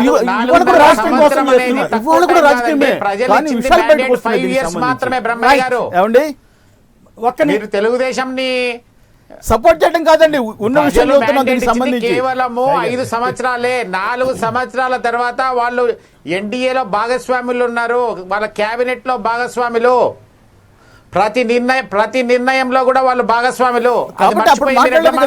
వాళ్ళు మాట్లాడలేదు ఆ రోజున భాగస్వాములు మోసం చేయడం వల్లనే ఇవాళ చంద్రబాబు నాయుడు దేశవ్యాప్త కూటమి కట్టే స్టేజ్కి వచ్చారని చెప్తున్నారు. సాయి గారు ఇప్పుడు ఇదే చెప్తున్నారు, దేశవ్యాప్తంగా ఏదైతే పెడుతున్నారో ఇది ఆయన ఇండివిజువల్ ఎజెండా ఉంది అక్కడ. ఆయన మొత్తం ఇండివిజువల్ ఎజెండా. ఎందుకంటే ఇంతకుముందు కూడా చూసినాం మనం 1999లోనో భారతీయ జనతా పార్టీకు మరి అవుట్ సైడ్ సపోర్ట్ ఇచ్చినారు అన్నట్టు. అవుట్ సైడ్ సపోర్ట్ ఇచ్చి 2004లో మరి మధ్యంతర ఎన్నికలు అంటే అడ్వాన్స్మెంట్ ఆఫ్ ఎలక్షన్స్ మొత్తం స్టేట్లో, తర్వాత నేషన్లో పట్టుకొచ్చినారు అన్నట్టు. తర్వాత ఏమైంది, మీరు మనకి భారతీయ జనతా పార్టీలో మేము పొత్తు పెట్టుకున్నాం కాబట్టి మేము ఓడిపోయినామని చెప్పి ఆ నింద ఏంటంటే భారతీయ జనతా పార్టీలో ఇచ్చినారు. 2009లో మళ్ళీ టీఆర్ఎస్ తోటి పొత్తు పెట్టుకున్నారు. అంటే ఇవాళ మీ అవసరాల కోసం, మీ యొక్క పార్టీ అవసరాల కోసం, మీ యొక్క రాష్ట్ర అవసరాల కోసం, అంటే మీ యొక్క ఇండివిజువల్ అవసరాల కోసం ఇవాళ తెలంగాణలో కూడా ఇవాళ కాంగ్రెస్ తోటి పొత్తు పెట్టుకున్నారంటే ఇక్కడ కాంగ్రెస్ ఫండింగ్ అంటే కాంగ్రెస్కు మొత్తం ఫండ్ చేసిందంటే మొత్తం తెలుగుదేశం పార్టీ. తర్వాత ఇక్కడ మీరైతే ఆస్తులు ఏవైతే ఉన్నాయో ఆ ఆస్తులు మొత్తం ఇక్కడ మెయింటైన్ చేయడానికి, తర్వాత ఏంటంటే ఇక్కడ మొత్తం కాపాడుకుంటేందుకు ఇవాళ ఇక్కడ మొత్తం కాంగ్రెస్తో పెట్టినారు. అంటే అక్కడ వైఎస్ఆర్సీపీ ఏదైతే అడ్వాన్స్మెంట్ ఉందో, అంటే వాళ్ళు చాలా దూకుడు వెళ్తున్నారో వాళ్ళని అరికట్టేందుకు ఒక మైండ్ గేమ్ ఆడి మొత్తం ఒక డ్రామా పెట్టి నేషనల్ పాలిటిక్స్లో నేను మొత్తం చేంజ్ చేస్తున్నాను వల్ల భారతీయ జనతా పార్టీని పక్కన పెడుతున్నానని చెప్పి ఇదంతా మొత్తం మైండ్ డైవర్షన్ గేమ్ తప్పితే ముందు మీ మొత్తం రాష్ట్ర అభివృద్ధి చెప్పండి. మీరు ఏమన్నారు, మీరు బాబు వస్తే జాబ్ వస్తుంది అని చెప్పండి. ఎక్కడ వచ్చిందంటే జాబు? మీరు అక్కడ వస్తున్నారు, ఇక్కడ వస్తున్నారు. ఇవాళ కేవలం వైఎస్ఆర్సీపీ అక్కడ చాలా బాగా ఏంటంటే పనిచేసి అక్కడ వాళ్ళకి ఏంటంటే వచ్చే ఎన్నికల్లో తప్పకుండా అధికారంలో వస్తుందని చెప్పి మీకు ఒక భయంతో ఇవాళ ఈ మొత్తం అంతా బ్లేమ్ అంతా మీరు తీసుకుపోయి ఏంటంటే భారతీయ జనతా పార్టీ లేకుంటే నరేంద్ర మోదీ మరి ఇంతకుముందు మీరు అడిగినారు 4 సంవత్సరాల్లో మీరు మరి చాలా బాగా చేసినారని చెప్పి మోదీ గారు ఏంటంటే ఇచ్చింది మనకేంటంటే ఫండ్స్ చాలా బాగున్నాయని చెప్పి అదబద్దమా లేకుంటే ఇప్పుడు మీరు చెప్తున్నది ఇదబద్దమా అదబద్దమా మరి ఏంటంటే ఏదో ఒకటి మొత్తం నిజం చెప్పాలి కదా మీరు. మీ యొక్క ఊసరవెల్లి కూడా సిగ్గుపడుతుంది. చంద్రబాబు నాయుడు పక్కన పెడితే ఊసరవెల్లి కూడా సిగ్గుపడుతుంది. ఎందుకంటే ఊసరవెల్లి కన్నా ఎక్కువ ఫాస్ట్ చంద్రబాబు నాయుడు మొత్తం చేంజ్ అవుతాను అన్నట్టు. అటువంటి రాష్ట్ర మొత్తం దేశ రాజకీయాల్లో పట్టుకొస్తే అది ఎవరు యాక్సెప్ట్ గారు ఒక్క నిమిషం ఆగండి. జయరామ్ గారు చెప్పండి. ఒక్క నిమిషం ఆగండి. సాయి గారు చెప్పండి. ఊసరు వెళ్ళి సిగ్గుపడము ఇలాంటి మాటలని అవసరం లేదు. ఇప్పుడు ముఖ్యంగా ప్రత్యేక హోదా ఇస్తామని చెప్పేసి ఆ రోజున మన మన్మోహన్ సింగ్ గారు పార్లమెంట్ లో అనౌన్స్ చేసినప్పుడు తప్పకుండా 5 సంవత్సరాలు కాదు 10 సంవత్సరాలు ఇవ్వాలని చెప్పేసి ఆ రోజు ఉన్నటువంటి నాయకుడు మన మొప్పవరపు వెంకయ్య నాయుడు గారు రాజ్యసభలో చైర్మన్ గారిని అడగడం జరిగింది. ఆ రోజున ఒప్పుకోవడం జరిగింది. ఆ రోజున భారతీయ జనతా పార్టీయే సపోర్ట్ చేసినటువంటి అప్పుడు మీరు మౌనంగా ఉన్నారు. సరే మేము కూడా సంవత్సరాలు మీరు వాళ్ళతో అంటగా 4 సంవత్సరాలు వాళ్ళు మీరు భాగస్వాములుగా ఉన్నారు కదా ఆ రోజు. నేను అందుకే వస్తున్నానండి. అందుకే వస్తున్నా. ఆగితే నేను చెప్తాను. చెప్పండి సాయి గారు. మీరే చెప్పండి. ఇక్కడ ప్రత్యేక హోదా ఇస్తానని చెప్పేసి ఒక్క మాట అండి జయరామ్ గారు. మీరు నేను అడిగేది ఒక్క మాట అండి భారతీయ జనతా పార్టీ జయరామ్ గారు ఒక్క మాట. జయరామ్ గారు ప్రధానమంత్రి నరేంద్ర మోడీ నిర్వీర్యం చేసి ఒక్క మాట చెప్పండి సాయి గారు. నేను అడిగేది ప్రత్యేక హోదా అనేటువంటి పదాన్ని తెచ్చింది వెంకయ్య నాయుడు, ఆయనతో పాటు కలిసి అరిచింది అరుణ్ జైట్లీ. ఆ రోజున మాకు 2 కళ్ళు, మేము మాత్రం రాష్ట్రానికి సంబంధించి ఏం అడగమని ఆగింది. నోళ్లకి గుడ్డలు కట్టుకుని పార్లమెంట్లో కూర్చుంది తెలుగుదేశం పార్టీ ఎంపీలు. ఇటు తెలంగాణ నినాదం, ఇటు ఆంధ్ర నినాదం ఇస్తా. ఇది కళ్ళెదురుకుండా అందరూ చూశారు. హోదా అనేది ఆ తర్వాత కూడా మీరు ఎవ్వరూ అడగలేదు. మళ్ళీ వైఎస్ఆర్ కాంగ్రెస్ పార్టీ అడిగింది, జనసేన అడిగింది, కాంగ్రెస్ పార్టీ అడిగింది, కమ్యూనిస్టులు అడిగారు. ఇక్కడ కాంగ్రెస్ కమ్యూనిస్టులు వెంటనే సోనియా గాంధీ లెటర్ రాసింది. ఒక మాట వినండి, సోనియా గాంధీ వెంటనే లెటర్ రాసింది, కమ్యూనిస్టులు అడిగారు, కాంగ్రెస్ పార్టీ ఇక్కడ అడిగింది, తర్వాత వైసీపీ అడిగింది, ఆయన నిరాదీక్ష చేశారు, తర్వాత జనసేన అడిగింది. మీరు ఆ టైంలో వీళ్ళందరూ రాష్ట్ర డెవలప్మెంట్ని అడ్డుకుంటున్నారని విమర్శించింది మీరే. మళ్ళీ ప్యాకేజీకి ఒప్పుకుని వచ్చింది మీరే, వీళ్ళెవరితో సంబంధం లేకుండా. ప్యాకేజీ తీసుకున్న తర్వాత ఈ ప్యాకేజీ తప్పని చెప్పి విమర్శించింది వాళ్ళంతా. విమర్శించినప్పుడు వాళ్ళందరికీ బుర్ర లేదండి మీరే. అసలు హోదా వల్ల ఏమొస్తుందని అడిగింది మీరే. మళ్ళీ ఇవాళ హోదా ఎందుకు ఇవ్వలేదు, ఆంధ్రాకి అన్యాయం చేసిందంటుంది మీరే. ఈ మొత్తంలో ఏది నమ్మాలి ప్రజలు? హోదాలో తప్పు ఉందనే, ప్యాకేజీలో తప్పు ఉందనే. ఆ రోజున వెంకయ్యనాయుడికి సన్మానం చేసింది మీరే, హోదా అడిగారని ప్యాకేజీ ఇచ్చారని. రెండింటికి సన్మానం మీరే చేశారు. ఏమని చెప్తారు ప్రజలకు? మీరు కాన్ఫరెన్స్ కూడా పెట్టింది మీరే. అరుణ్ జైట్లీకి వెళ్ళి మరి సన్మానం చేశారు. సాయి గారు ఆ రోజు ఉన్నటువంటి పరిస్థితుల్లో నరేంద్ర మోడీ గారు, మేము భారతీయ జనతా పార్టీ మేము కలిసి ప్రయాణం చేయడం జరిగింది. ఒక నమ్మకం మీద నరేంద్ర మోడీ గారిని నమ్మి మేము ముందుకెళ్ళడం జరిగింది. ప్రత్యేక హోదా అనేది ఆల్రెడీ పార్లమెంట్లో పాస్ అయినటువంటిది. ప్రత్యేక హోదా అనేది ఆ రోజున వెంకయ్య నాయుడు గారు వెలుగెత్తి చాటినటువంటి ప్రజలందరూ కూడా చూసినారు. సరే, ఆ రోజు కాంగ్రెస్ పార్టీ ఎంత మోసం చేసిందో దానికంటే కూడా డబుల్గా ఈ రోజున భారతీయ జనతా పార్టీ మోసం చేసింది. ప్రత్యేక హోదా ఇస్తానని చెప్పేసి నమ్మించి మేము కూడా నమ్మించి మోసం చేశారు భారతీయ జనతా పార్టీ. ఆ రోజున హలో కాంగ్రెస్ పార్టీ మొత్తం నమ్మించి మోసం చేసినటువంటి పార్టీ భారతీయ జనతా పార్టీ. మేము ప్యాకేజీ ఏమన్నారు? 14th కమిషన్ ఒప్పుకోనందువల్ల మేము ప్రత్యేక హోదా ఇవ్వలేనటువంటి పరిస్థితి ఉన్నది. కాబట్టి ప్రత్యేక ప్యాకేజీ ఇస్తాము. ప్యాకేజీ రాష్ట్ర ప్రజలు మీరు- దృష్టిలో పెట్టుకొని రైట్, రైట్, సుభాష్ గారు, అదే కాంగ్రెస్ ఒక్క నిమిషం, అందరూ ఒకేసారి మాట్లాడితే అర్థం కాదు. పోనీ ప్రత్యేక ప్యాకేజ్ అని ఇచ్చిన అందరూ ఒకేసారి మాట్లాడితే అర్థం కాదు. వన్ ఇయర్ అయింది. వన్ ఇయర్ అయిన తర్వాత కూడా ప్రత్యేక ప్యాకేజ్ అనౌన్స్ చేయలేదు. ఒక్క నిమిషం, మసూదన్ రెడ్డి గారు. భారతీయ జనతా పార్టీ ఏ విధంగా మోసం చేసిందంటే జయరాం గారు. ముఖ్యంగా ఆంధ్ర ప్రజలంటే జయరాం గారు. ఒక చులకన భావన, జయరాం గారు. చులకన భావనతో జయరాం గారు. ఆ రోజున జయరాం గారు ఒక్క ఆ మాట రోజున ఒక్క మాట వినండి. అమరావతికి వచ్చి జయరాం గారు ఒక్క మాట వినండి. అమరావతికి వచ్చి మసూదన్ రెడ్డి గారు ప్లీజ్. మసూదన్ రెడ్డి గారు 1 by 1 మాట్లాడారు కానీ మసూదన్ రెడ్డి గారు 1 by 1 మాట్లాడారు కానీ కొట్టి మీరు వెళ్ళిపోవడం రైట్, జరిగింది. జయరాం గారు. జయరాం గారు. ఆ రోజునే మేము జయరాం గారు ఆపకుండా చెప్పండి ఏదో సార్. ఒకటి చెప్పండి సార్. మాట్లాడితే ప్రజలు సాయి వినేస్తారు గారు అనుకోవద్దు. స్ట్రైట్ గా మాట్లాడదాం. నేను మీకు ఒక్క 2 ఆడియోలు ఉన్న వినిపిస్తాను. విషయాలను మాట్లాడుతున్నాం. ఒక్క మాట సాయి గారు, వినండి. నేనేమి దాచిపెట్టిన ఒక్క మాట వినండి. జరిగినటువంటి విషయాలు 2 ఆడియోలు వినిపిస్తాను. మీ నాయకుడితో పాటుగా చెప్పండి. రాహుల్ గాంధీ మీ నాయకుడికి గురించి ఏం మాట్లాడారో ఒక్కసారి వినండి. మీరు విన్న తర్వాత మాట్లాడదాం. మేము ఒక్క నిమిషం. आंध्रा बना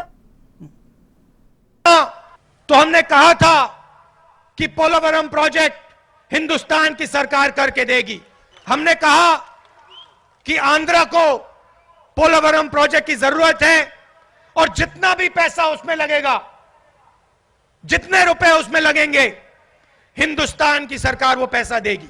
और आपके चीफ मिनिस्टर कहते हैं कि नहीं, मुझे पोलावरम प्रोजेक्ट का पैसा नहीं चाहिए, हम तो आंध्र प्रदेश के पैसे से ही बनाएंगे। आप जानते हो क्यों?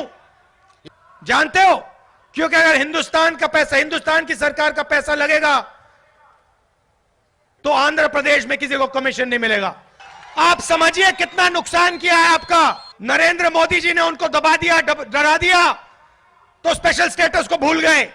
पोलावरम प्रोजेक्ट का पैसा రేపైతే సాక్షాత్ రాహుల్ గాంధీ ఇక్కడికి వస్తున్నాడు అంటే మనం కష్టాల్లో ఉంటే మన పొట్టగొట్టి మళ్ళీ మనం ఏ విధంగా ఉన్నామో మనల్ని చూసి ఎగతాళి చేయాలని వస్తున్నాడు. మళ్ళీ ఇప్పుడు వచ్చి ఏదో కావాలని కళ్ళబొల్లి మాటలు మాట్లాడడానికి వస్తున్నారు. నేను ఒకటే మీకు చెప్తున్నాను, మనల్ని దెబ్బతీసింది, మన పొట్టగొట్టింది కాంగ్రెస్ పార్టీ. ఆ పార్టీని ఏమాత్రం ఉపేక్షించడానికి వీలు లేదు. ఆ పార్టీ శాశ్వతంగా భూస్థాపితం చేయాలి తప్ప ఎవ్వరూ సహకరించకూడదని నేను మీ అందరికి పిలిపిస్తున్నా. ఇళ్లలో అవినీతి, అదే మరి ఉపాధి హామీలో అవినీతి, ఇన్పుట్ సబ్సిడీలో అవినీతి, ఎక్కడ చూసినా పేదవాళ్ళకి ఇవ్వాల్సిన డబ్బులు కాంగ్రెస్ నాయకులు దోచుకునే పరిస్థితికి వచ్చారు. ఈ ముఖ్యమంత్రి దొంగల్ని పట్టుకోడు, అవినీతి పనులు శిక్షించడు. ఇది ఒక తప్పుడు ప్రభుత్వం, అవినీతి ప్రభుత్వం, అవినీతి పనులు కాపాడే ప్రభుత్వం. ఈ రోజు ఇంత అవినీతి జరిగితే సోనియా గాంధీ గారికి తెలియకుండా జరిగిందా నేను అడుగుతున్నాను. ఇప్పుడు చెప్పండి జయరాం గారు, ఈ మాటలన్నీ పొరపాటుని ఇప్పుడు మా అందరి మైండ్లలో నుంచి సాయి గారు, ఈ చిప్ క్లియర్ సాయి గారు, చేసేయాలా? మేము కాదని చెప్పడం లేదు సాయి గారు. కాంగ్రెస్ పార్టీ ఈ రాష్ట్రాన్ని మోసం చేసింది, భారతీయ జనతా పార్టీ అంతకంటే మోసం చేసిందని మేమే చెప్తున్నాము. అక్కడ ఉన్నటువంటి ఆ కాలానుగుణంగా మాట్లాడాల్సినటువంటి అవసరం ఏర్పడింది ఆ రోజున. మేము కాదని చెప్పడం లేదు కదా. కాంగ్రెస్ పార్టీ కాంగ్రెస్ ఒక్క మాట జయరాం గారు, చంద్రబాబు నాయుడు సుభాష్ గారు, గారు ప్లీజ్ ఒక్క నిమిషం, ఒక్క నిమిషం మళ్ళీ డిస్టర్బ్ చేయొద్దు. ఒక్క నిమిషం అయ్యాక మీరు మాట్లాడండి. జయరాం గారు, నేను అడిగేది ఇక్కడ ఒక్క మాట జయరాం గారు, ఒక్క మాట నేను అనేది ఇప్పుడు మీరు విన్న భాషలో ఒక్క మాట జయరాం గారు, జయరాం గారు వినండి, జయరాం గారు వినండి ఒక్క నిమిషం. ఇప్పుడు కాంగ్రెస్ పార్టీ ఏమీ దోచుకోలేదు ఈ రాష్ట్రాన్ని. కాంగ్రెస్ ముఖ్యమంత్రులు మంచిగానే చేశారు, కాంగ్రెస్ ముఖ్యమంత్రులు డబ్బులు ఏమీ తినలేదు, కాంగ్రెస్ ముఖ్యమంత్రులు మంచిగానే పరిపాలించారు అనేటువంటిది మీరు ప్రజలకి చెప్పబోతున్నారా? ఇప్పుడు ఇక్కడ రాష్ట్రంలో అయితే భారతీయ జనతా పార్టీ అధికారంలో లేదు, ఇంతకుముందు దోచుకున్న కాంగ్రెస్ ఇప్పుడు మనకంటే బెటర్ అని చెప్పబోతున్నారా? ఏమని చెప్పబోతున్నారు ప్రజలకు మీరు? జయరాం గారు రైట్, సుభాష్ గారు చెప్పండి. చెప్పండి సాయి గారు, lot of disturbance is there. Right, కొద్దిగా కమ్యూనికేషన్ డిస్టర్బెన్స్ వస్తుందండి. చెప్పండి సుభాష్ గారు.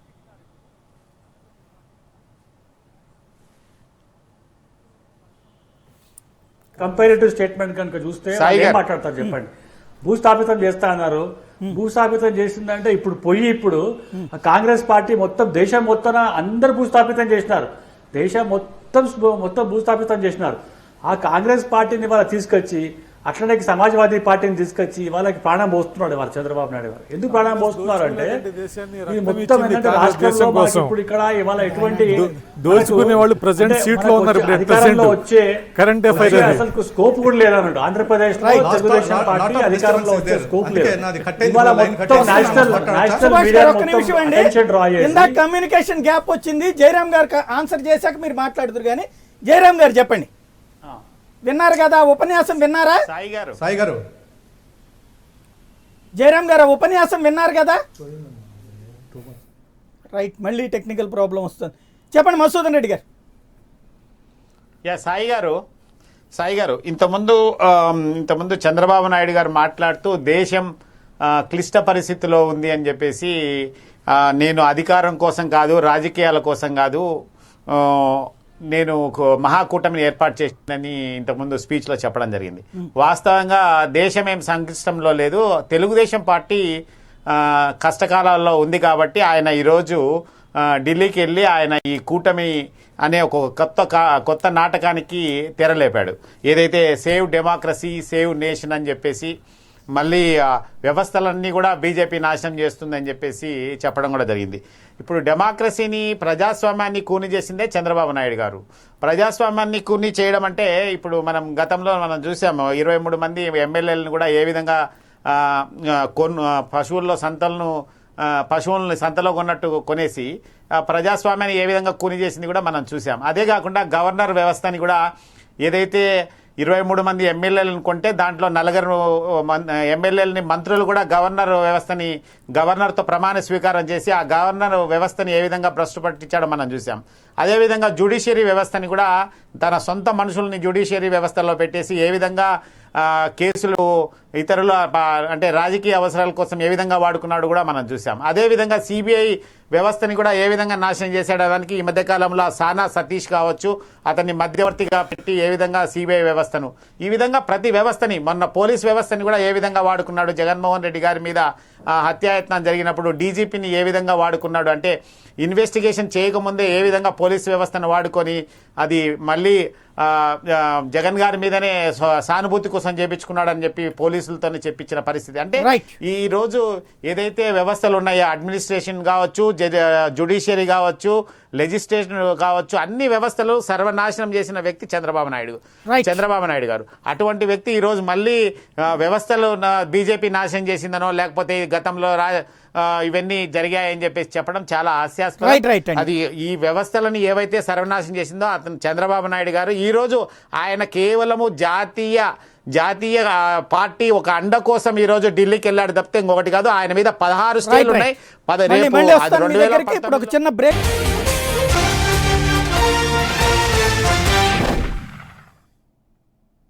Welcome back. తెలుగుదేశం కాంగ్రెస్ కలయిక. కిరణ్ గారు ఏమంటారు? ఈవేళ జనసేన ఒక కొత్త శక్తిగా వద్దాం అనుకుంటుంది. ఇప్పుడు 2 పర్వతాలు ఢీకొంటుంటే మీ పరిస్థితి ఏంటి? సాయి గారు, ఇందాక మన సోదరులు చెప్పినట్టు save the nation, save the democracy అంటారంటే బహుశా మరి ఏం ఎమర్జెన్సీ వచ్చేసిందో మనకైతే అర్థం కావట్లేదు. కానీ సేవ్ ది డెమోక్రసీ అంట. వీళ్ళు ఉన్నప్పుడేమో కాంగ్రెస్ పార్టీ ఉన్నప్పుడే అరాచకాలు, ఇంకా ప్రత్యేకించి ఆంధ్ర రాష్ట్రానికి వస్తే దారుణమైన తీవ్రమైన మనకు అన్యాయం జరిగింది. కేవలం కాంగ్రెస్ పార్టీ వల్ల దానికి ప్రతిఫలం అనుభవించారు.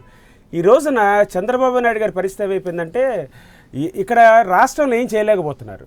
ఇది కేవలం ఏంటంటే మెసప్ చేసి డిస్టర్బ్ చేయడానికి కొన్ని జస్ట్ ఇది టీడీపీలో ఒక స్ట్రాటజీ అండి. మీరు 1989 ఎలక్షన్ చూసినట్టయితే just 6 months before TDP same strategy, national parties మీద ఏదో అలయన్స్ క్రియేట్ చేయడానికి ఏదో చేద్దాం అని ఒక చిన్న డ్రామా ఆడతారు. కానీ అట్టర్ ఫెయిల్యూర్ అదే కాబోతుంది. ఈ రోజున కూడా 2019లో కూడా వీళ్ళు సేమ్ స్ట్రాటజీ మళ్ళీ మొదలుపెట్టారు చంద్రబాబు నాయుడు గారు. అంటే అప్రోప్రియేట్ ఉండదేమో. 89లో ఫెయిల్ అయిన 99లో సక్సెస్ అయ్యారు కదా. 2019 అవరండి. అంటే నేను ఒక బాగోదేమో డివైడ్ చేయడానికి సమర్థించిన పార్టీతో అప్పుడు అలయన్స్ సీల్డ్ ఏం మారుతున్నారండి. అలయన్స్ సంగతి ఒక మాట గుర్తుపెట్టుకోండి. ఆ రోజున ఒక నమ్మకం, చంద్రబాబు నాయుడు మీద ఒక నమ్మకం. ఈ రోజున ఈ రకంగా సంకనాకి ఇచ్చేస్తాడు ఎవడు తెలుసు. అక్కడ ఈ రకంగా నాశనం చేశారు ఈ రోజున. ఇంకోటి సాయి గారు, ఇంకో మాట అప్రోప్రియేట్ అంటే బాగోద మల్లెల బాబ్జీ స్ట్రాటజీ ఏదైతే జరిగిందో ఈరోజు శ్రీనివాస్ స్ట్రాటజీ కూడా అలాగే జరిగింది. నెక్స్ట్ ఇప్పుడు ఇంకోటి ఏం చెప్తున్నారంటే జిఎస్టీ డిమానిటైజేషన్ వీటన్నిటి వల్ల ఏంటి డిమానిటైజేషన్ వల్ల ఆర్థిక వ్యవస్థ కుదేలైపోయింది. దాంట్లో మెయిన్ అడ్వైజరీనేగా ఈయన సజెస్ట్ చేశాడంట కదా నోట్లు రద్దు చేయమని. మళ్ళీ ఇప్పుడు వచ్చేటప్పటికి మళ్ళీ నోట్లు రద్దు చేయడం వల్ల నాశనం అయిపోయింది. పెట్రోల్ డీజిల్ పెరిగిపోతుంది, 100 రూపాయలు అవుద్ది. జిఎస్టీ వల్ల ఆర్థిక వ్యవస్థ కుంటుపడిపోయింది. దీంట్లో ఈయన మెయిన్ సలహాదారుడే కదండి, జిఎస్టీ కానీ లేకపోతే డిమానిటైజేషన్ కానీ. ఇలాంటి విషయాల్లో ఒకటే సాయి గారు నేను ఒక్క మాట చెప్పదలుచుకున్నా. నాన్న ఇందాక మీరు చూపించిన క్లిప్పింగ్సే సాక్ష్యం. స్ట్రైట్ అవే బూతులు మాత్రం తిట్టుకోలేదు కాంగ్రెస్ వర్సెస్ టీడీపీ. ఈ రోజున సిగ్గు లజ్జ నిర్లజ్జగా కలిసిపోతాం. మాకు కావాల్సింది అధికారం, టార్గెట్ అధికారం. ఈ రోజున వీళ్ళ పరిస్థితి ఆల్రెడీ కుదేలైపోయింది. టీడీపీ అనే పార్టీ కుదేలైపోయింది. అందుకనే గవర్నమెంట్ మానిటరింగ్లో ఉండాల్సిన ఎలక్షన్ కమిషన్ గవర్నమెంట్ మానిటరింగ్లో ఉన్న డైరెక్ట్గా ల్యాప్టాప్లు ఇచ్చి లేకపోతే పాంటాప్లు ఇచ్చి పంపించి ఓటర్ ఐడీని రికార్డ్ చేసి స్ట్రైట్ అవే ఎవరన్నా జనసేనకు లేకపోతే ఇంకో పార్టీకి ఓటేస్తానంటే డిలీట్ చేస్తానంటే ప్రూఫ్లతో సహా గుంటూరులో పట్టుకున్నారు.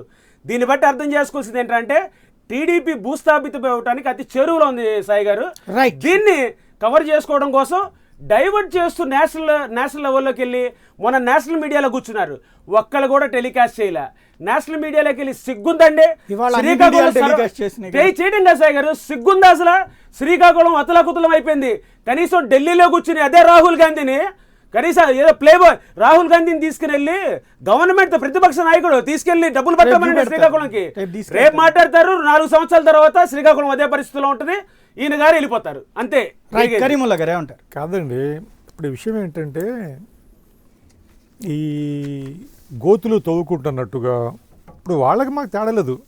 బీజేపీ వాళ్ళు ఎప్పుడో త్రేతాయుగంలో ఆ యుగంలో ఈ యుగంలో ఏంటో ఫలానా ఉంది ఇప్పుడు ఇది తవ్వుకోవడమే సరిపోయింది మనకు. అలా ఇప్పుడు మన ప్రజెంట్ ఉన్న ఈ అమావాస్య నుంచి బయటపడి పున్నమి రావాలంటే మనం ఉన్న బీజేపీని పోగొట్టాలి. వాళ్ళిద్దరు మీకు చెప్పారు, మీరు గమనించారు లేదు, టైం 4 o'clock ఏదో 4:30కి వాళ్ళు ప్రెస్ మీట్ పెట్టి చెప్పారు మేము వర్తమానం ఆలోచిస్తున్నామండి, రేపు ఎలక్షన్స్ ఆలోచిస్తున్నాం. ఇప్పుడు మన ఈ భారతదేశాన్ని పట్టిన ఈ శని పీడ వదిలించడం కోసం మనం పాత ప్రస్తుతానికి మర్చిపోయి రిలీఫ్ తీసుకొస్తున్నాం ప్రజలకి. National integrity, national development, national peace, ఈ రాజ్యాంగ వ్యవస్థలు భ్రష్టు పట్టుకోకుండా కాపాడటం కోసం మనం చేసే ఒక ప్రయోగం ఇది వర్తమానం ఆలోచిస్తున్నాం అన్నారు వాళ్ళు. వర్తమానం ఇద్దరు చెప్పిన తర్వాత 4:30కి ఇప్పుడు మనం 8:30కి చెప్పుకున్నాం. ఇదే వ్యవస్థను ఆ రోజున మీరు భ్రష్టు పట్టించారన్నారు. ఇప్పుడు వాళ్ళు అంటే మీరు భ్రష్టు పట్టించారని వీళ్ళతో అధికారం, దానికి సీఎం వీళ్ళు భ్రష్టు పట్టించారు దానికి సీఎం గారు చెప్పారు ఏమండి వాళ్ళు చేసిన మిస్టేక్స్ అవి లిమిటెడ్ కానీ ఇవి చాలా దారుణం చూడండి. వాళ్ళు లేదు వాళ్ళు చేసిన మిస్టేక్ చేశారు కానీ ఇంత దారుణం కాదు. ఆంధ్రప్రదేశ్ లో కాదు ఒక మాట. ఇప్పుడు వాళ్ళు రిప్రజెంటేటివ్ ఉన్నారు కదా, టీడీపీ రిప్రజెంటేటివ్ కరీముల్లా చెప్పారు ఆంధ్రప్రదేశ్ లో ఈ 4.5 ఏళ్ల పాలన పూర్తి నీతివంతంగా నిజాయితీగా బాధ్యత. ఇంకో విషయం చెప్పనా, నేను అడిగింది సీఎం గారు కాంగ్రెస్ మిస్టేక్ చేశారని చెప్పారు. దానికి నేను ఒప్పుకోవట్లా, కాంగ్రెస్ మిస్టేక్ చేశారంటే కూడా ఒప్పుకోవట్లా. చెప్పారు total overall all parties separate status కి అడిగేది మీరు సమాధానం చెప్పండి. 4.5 ఏళ్ళు రాష్ట్రం ఎలాంటి అవినీతి లేకుండా నిజాయితీతో బాధ్యతాయుతమైనటువంటి పారదర్శకమైన పాలన జరిగిందని మీరు నమ్ముతున్నారా? కాదండి, ఇది స్టేట్ బాడీ. నేను అడిగింది చెప్పండి. స్టేట్ పాలిటిక్స్ లో బాగుందా? ఇది స్టేట్ బాడీ. చంద్రబాబు నాయుడు రాజ్యాంగ వ్యవస్థలో దూరటానికి, సిబిఐని భ్రష్టు పట్టడానికి, సుప్రీం కోర్టు భ్రష్టు పట్టడానికి, రాఫెల్ స్కామ్ చేయడానికి అవకాశం ఉంది చంద్రబాబు నాయుడు గారు. ఇప్పుడు నేను అడిగిన పదానికి మళ్ళీ మీరు వేరేదాన్ని, అది మన రాష్ట్రంలో పాలన బాగుందా లేదా డిబేట్ చేద్దాం మేము, అది వేరే డిబేట్ చేద్దాం మేము. అలాగే ఈ రాష్ట్రంలో పాలన బాగుంటే ఒక మాట, ఈ రాష్ట్రంలో పాలన బాగుంటే ఈ చంద్రబాబు నాయుడు గారు అన్ని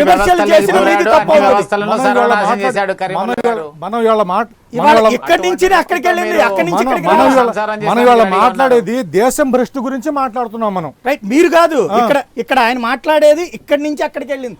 ఈ రాష్ట్రానికి అన్యాయం చేశారు కాబట్టి దేశానికి కూడా అన్యాయం జరుగుతోంది కాబట్టి వెళ్తున్నాం.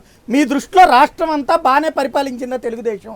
ఇంతకాలం మీరు చేసిన విమర్శలు తప్ప మీరు ఇక ప్రజలకి పొరపాటున మాట్లాడామని చెప్తారా? అవునండి. మాకు ఇప్పుడు ఇల్లు సంగతి చెప్పేది సంబంధం వినండి లేదండి. సార్. మా ఇల్లు సంగతి అక్కర్లా, చెప్పేది రాష్ట్రం సంగతి వినండి. అక్కర్లా. ఇప్పుడు చెప్పేది దేశాన్ని వినండి. బాగు చేస్తారు ఈ ఇల్లు ఇప్పుడు అక్కడ. చెప్పేది వినండి. అంతే, రాష్ట్రంతో సంబంధం ఇప్పుడు లేదు చెప్పేది మాకు. వినండి. శరీరంలో ఒక బాడీ, ఒక పార్ట్, ఒక వేలు చిన్న దెబ్బ తగిలింది అనుకో, దాన్ని క్యూర్ చేసుకోవచ్చు మనం. టోటల్ బాడీ మీకు స్పాయిల్ అయిపోతే అదే మీరు స్పాయిల్ చేసిన దాన్ని బాగు చేయమని లేదు ఇప్పుడు. ఇప్పుడు మా రాష్ట్రం మీరు కోమాలో పెట్టినటువంటి దేశాన్ని బాగు చేస్తారని మోడీతో కలిసి ఆయన వచ్చారు. ఇప్పుడు ట్రీట్మెంట్ చేస్తుంటే ఈ ట్రీట్మెంట్ ఇవ్వకూడదని మీరు అంటున్నారు. మీతో కలిసి ఆయన వస్తున్నారు. ఎలా చెప్తారు? మహావృక్షానికి మా రాష్ట్రం ఒక కొమ్మ, మంచి కొమ్మ, కానీ మొత్తం చెట్టు నరికేస్తుంటే ఇక్కడ దాన్ని ఆపొద్దు మనం. మీరు ఇప్పుడు ఆ కొమ్మని నరుకుతున్నారా? కాదుగా, చెట్టుని కాపాడుతున్నాం, ఆటోమేటిక్ కొమ్మ కూడా బాగుపడుతుంది. రైట్, అంటే కొమ్మని నరికితే అది కూడా బాగుపడుద్ది. రైట్. సుభాష్ గారు ఏమంటారు? ఇప్పుడు సాయి గారు ఒకటి మనం మొత్తం గమనించాలి. ఇవాళ చంద్రబాబు నాయుడు గారు నేషనల్ మీడియాలో ఏదైతే మొత్తం అంతా మాట్లాడుతున్నాడో, నేషనల్ ఇంటిగ్రిటీ గురించి, నేషనల్ పీస్ గురించి, నేషనల్ ఎమర్జెన్సీ గురించి, ఏమైనా మనకి ఎమర్జెన్సీ వచ్చిందండి ఇవాళ భారతీయ జనతా పార్టీ అధికారంలో వచ్చిన తర్వాత మనకు ఎక్కడ అంటే పొరుగు రాష్ట్రాల నుంచి ఎక్కడ మనకు ముప్పు లేదు. యూపీఏ ప్రభుత్వం ఉన్నప్పుడు చాలా అక్కడి నుంచి ఒక టైం అంటే పాకిస్తాన్ నుంచి మనకి ఎప్పుడు మొత్తం మనకనంటే ముప్పు ఉంటుండే అన్నట్టు. ఇవాళ నరేంద్ర మోదీ గారు ఒక పెద్ద నాయకుడు, అంటే ఒక గట్టి నాయకుడు కేంద్రంలో అధికారంలో వచ్చిన తర్వాత ఈయన ఏదైతే చేస్తున్నారో చంద్రబాబు నాయుడు గారు, అంటే నరేంద్ర మోదీని అంటే ఆయనతోటి మాట్లాడి ఆయనను కన్విన్స్ చేసి తీసుకొచ్చే ప్రాజెక్టులు, ఎందుకంటే అవి ఇంపాసిబుల్ ప్రాజెక్ట్, ఇంపాసిబుల్ పాసిబుల్ చేయమంటారు. ఇవాళ యూపీఏ ప్రభుత్వమో లేకుంటే కాంగ్రెస్తో పాటు ఇంకా వేరే ఏదైనా మొత్తం చిన్న చితక పార్టీలతో అన్ని మొత్తం కలపడానికి కనుక మతలబ్ ఏంటంటే, ఒక వీక్ ప్రభుత్వాన్ని పట్టుకొచ్చినాడు అనుకోండి సెంట్రల్ గవర్నమెంట్లో. ఇంతకుముందు 1989లో పట్టుకొచ్చినప్పుడు, 1996లో దేవేగౌడ ప్రభుత్వం, గుజరాత్ ప్రభుత్వాన్ని పట్టుకొచ్చినప్పుడు ఈయన ఆటలు మొత్తం సాగుతాయని చెప్పి ఒక బృహత్తమైన ప్లాన్ పట్టుకొచ్చినారు.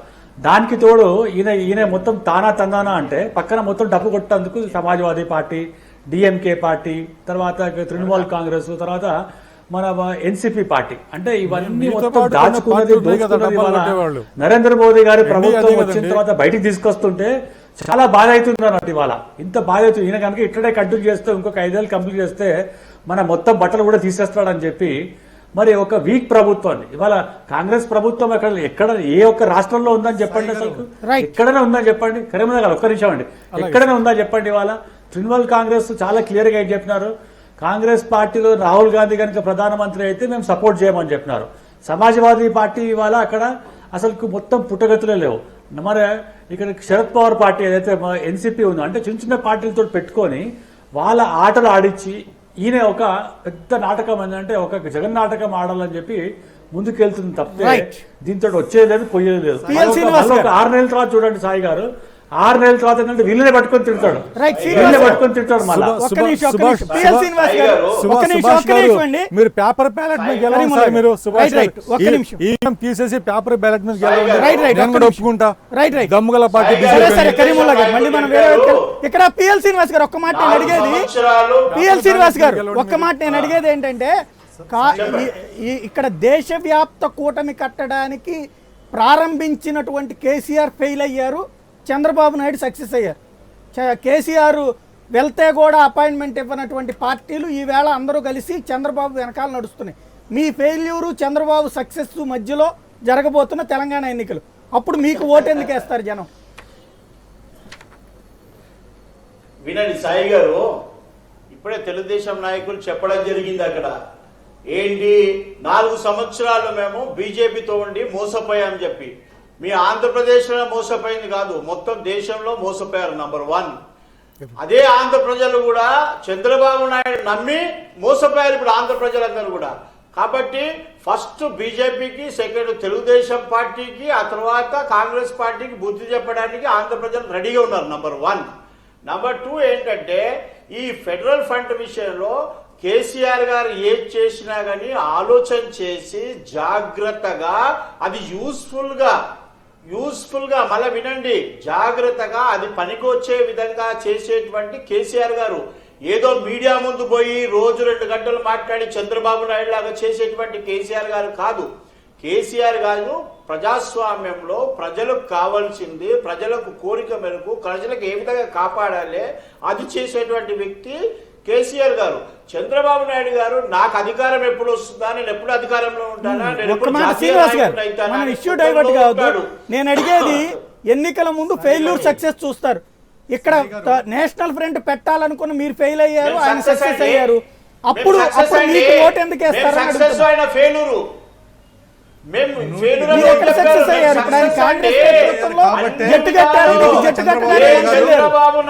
ఈ రోజున చంద్రబాబు నాయుడు గారి అన్ని పార్టీలు కూడా నమ్మి సాయి గారు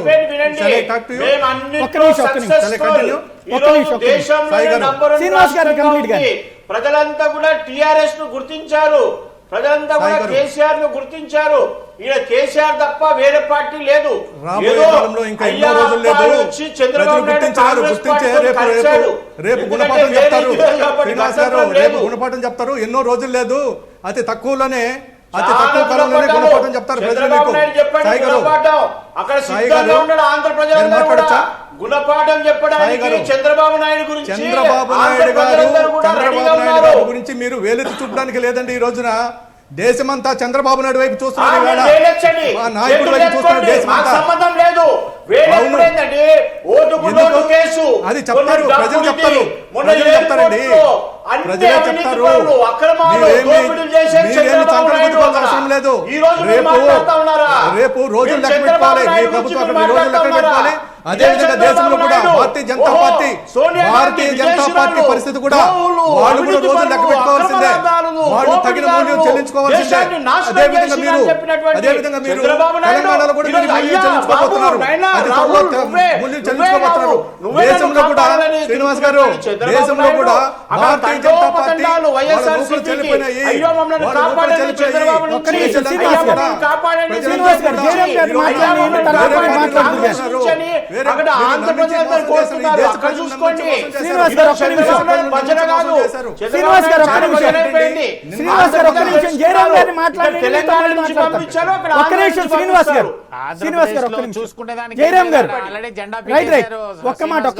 జయరామ్ గారు, ఇక్కడ జిఎస్టి నోట్ల రద్దు ఈ రెండు చంద్రబాబు నాయుడు గారు సూచించారా లేదా?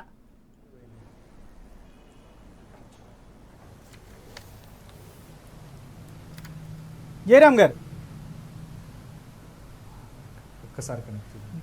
జయరామ్ గారు వినపట్లేదా? రైట్, మధుసూదన్ రెడ్డి కరెక్ట్ గా తినిపించదు, చంద్రబాబు నాయుడు కూడా అంతే. ఏమన్నా కరెక్ట్ అడిగితే తినిపించదు, అరే పని చేస్తలేదు అంటాడు. ఒక్క నిమిషం, పాపం జయరామ్ రమేష్ గారు కూడా అట్లా. Right right.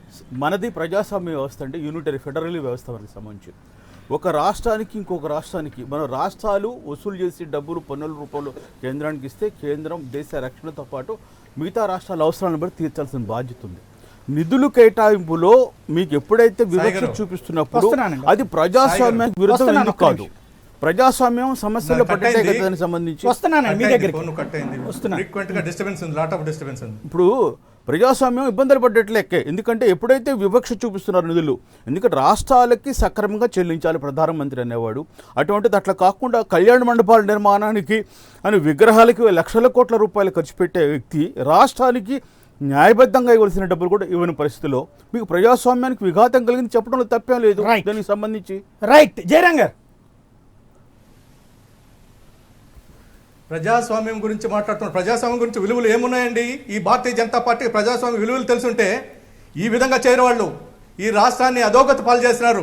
వాళ్ళని నమ్మినందుకు మమ్మల్ని మోసం చేసింది కాక రాష్ట్ర ప్రజలను మోసం చేసింది కాకుండా చెప్పండి చెప్పండి. మీరు 4 ఏళ్ళు ఏం చేశారు జయరామ్ గారు? మీరు 4 సంవత్సరాలు ఏం చేశారు? నిద్రపోతున్నారా మీరు? మీ నాయకుడు అంత అసమర్థుడా? మీ నాయకుడు అంత చేతగాని వాడా? ద్రోహం నమ్మించి మోసం చేశారు.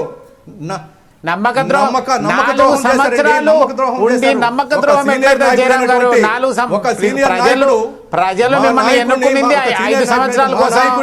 4 సంవత్సరాలు కలిసి ఉన్నారు. 4 సంవత్సరాల తర్వాత నమ్మక ద్రోహం గుర్తొచ్చిందా మీకు? శ్రీకాకుళంలో జరిగినటువంటి ప్రజల కోసమేం కాదు, మీ అవసరాల కోసం వ్యవస్థలను మేనేజ్ చేసుకోవడం కోసం 4 సంవత్సరాలు బీజేపీతో కలిసి ఉన్నారు. మీరు అంటే ఈ రాష్ట్రం మీద మీకు ఎంత ప్రేమ ఉండదో, మీరు ఓటుకు నోటు ఈ రాష్ట్రం మీద మీకు ఎంత ప్రేమ ఉండదో రాబోయే కాలంలో ప్రజలందరూ కూడా భారతీయ జనతా పార్టీ అంటేనే మారుమూల ప్రాంతంలో జయరాం కూడా గారు, ఈ ఇప్పుడు నా రోజు మాట ప్రతి వినబడుతోందా ఒక్కరికి మీకు? అవగాహన కలిగింది. జయరాం ఏ గారు. విధంగా మోసం చేసింది. జయరాం గారు, నా మాట మీకు ఇప్పుడు చెప్పండి వినబడుతోందా? సాయి గారు, ఇప్పుడు వినబడుతోందా నా మాట మీకు? చెప్పండి. ఎస్ ఎస్ నోట్ల రద్దు జీఎస్టీ వినబడుతోంది, అనేది చెప్పండి సాయి గారు. చెయ్యమని, దేశంలో ఇంప్లిమెంట్ చేయమని చంద్రబాబు నాయుడు గారు చెప్పారా లేదా? మేము చెప్పామండి. చెప్తే ఈ విధంగా చేయమని చెప్పేసి ఈ రోజు కూడా నోట్ల రద్దు చేసిన తర్వాత రోడ్లు ఈ రోజు కూడా ప్రజలు దీనావస్థలో ఉన్నారు. వినండి ఒక్క మాట, ఒక ఏటీఎం లో డబ్బులు లేవు, ఒక బ్యాంకు పోతే డబ్బులు లేవు. వినండి, చెప్పండి. అసలు బయట డబ్బులు ఫ్లోటింగ్ ఆపేయాలి, డిజిటల్ మనీనే పెంచాలి, పెంచకపోతే మళ్ళీ బ్లాక్ మనీ పుడతది కాబట్టి డిజిటల్ మనీ పెంచమని సలహా ఇచ్చింది, బయట మనీ ఫ్లో తగ్గించమని సలహా ఇచ్చింది చంద్రబాబు ఇంకెవరన్నా? ఆ రోజున ఒక మంచి దృక్పథంతో ఈయన సలహా ఇవ్వడము జరిగింది. మరి ఇప్పుడు ఏమైంది? వారు యూటిలైజ్ చేసుకుంటే కదండి చంద్రబాబు నాయుడు చెప్పడం జరిగింది. ప్రధానమంత్రి యూటిలైజ్ చేసుకోవాలి కదా, డిజిటల్ మనీ ప్రధానమంత్రి యూటిలైజ్ చేసుకోవాలి కదా. ఒక సీనియర్ నాయకుడుగా, ఒక సీనియర్ నాయకుడుగా ఆయన సలహా ఇచ్చినాడు, ఉండొచ్చు. ఈ రోజున సలహా ఇచ్చినటువంటి సలహాలు తీసుకోకుండా జయరాం గారు దేశ ప్రజలందరినీ కూడా నోట్ల రద్దుతో జయరాం గారు మీరు ఆపకుండా మాట్లాడితే అర్థం అవ్వకుండా ఉంటది అనుకోవద్దు. నేను డైరెక్ట్ గా అడుగుతున్నాను, పదం టు పదం మాట్లాడండి. నోట్ల రద్దు తర్వాత బయట నోట్ల ఫ్లో వద్దు, నోట్లు మళ్ళీ వస్తే బ్లాక్ మనీ డబ్బులు దాస్తారు కాబట్టి డిజిటల్ మనీ ప్రతి ట్రాన్సాక్షన్ డిజిటల్లోనే జరగాలి, అన్నీ కూడా మనీ ట్రాన్స్ఫర్సే జరగాలి, అందరూ సెల్ ఫోన్లు ఉన్నాయి వాటితో జరిపించండి అని సలహా ఇచ్చింది చంద్రబాబు నాయుడా కాదా? జరిపించినారా? మరి అది జరిపిస్తుంటేనే కదా మరి మీరు నోట్ చేయమంటున్నారు. నరేంద్ర మోడీ గారు మీరు మళ్ళీ నోట్ చేయమని అడుగుతున్నారు మీరు కదా, ఏటీఎం లో డబ్బులు లేవని ఎందుకు అడుగుతున్నారు మరి మీరు? సాయి గారు, డిజిటల్ మనీ ట్రాన్సాక్షన్ గవర్నమెంట్ పన్నులు అవన్నీ దాని ద్వారానే నడపాలి కదా. ఇక్కడ హోటళ్లలో వాటిల్లో డిజిటల్ మనీ ట్రాన్సాక్షన్ జరిగేలా చర్య తీసుకోవాలి రాష్ట్ర ప్రభుత్వం. 50 రోజుల లోపల వారు 50 రోజుల లోపల కష్టాలు తినే సామాన్య ప్రజలు నేను అడిగింది మళ్ళీ మీరు చెప్తున్నారు నోట్ల కష్టాలకి తీర్చడానికి నోట్లు బయటికి తేవద్దు అని చెప్పింది మీరు కాదా? డిజిటల్ మనీనే ఉండని డబ్బులు ఎక్కువ ఆ కమిటీ చంద్రబాబు సార్, మా తెలుగుదేశం పార్టీ మా నాయకుడు సలహా ఇచ్చాడు, పాటించారు.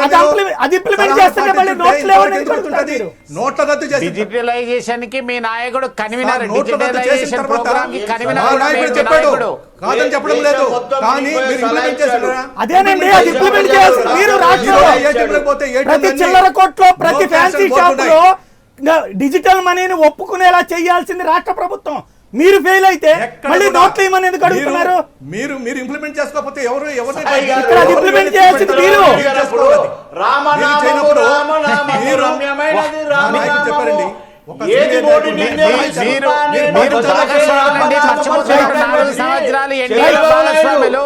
రైట్ ఒక్క నిమిషం భజన చేశాడు, ఇప్పుడు మళ్ళా రాహుల్ గాంధీ భజన.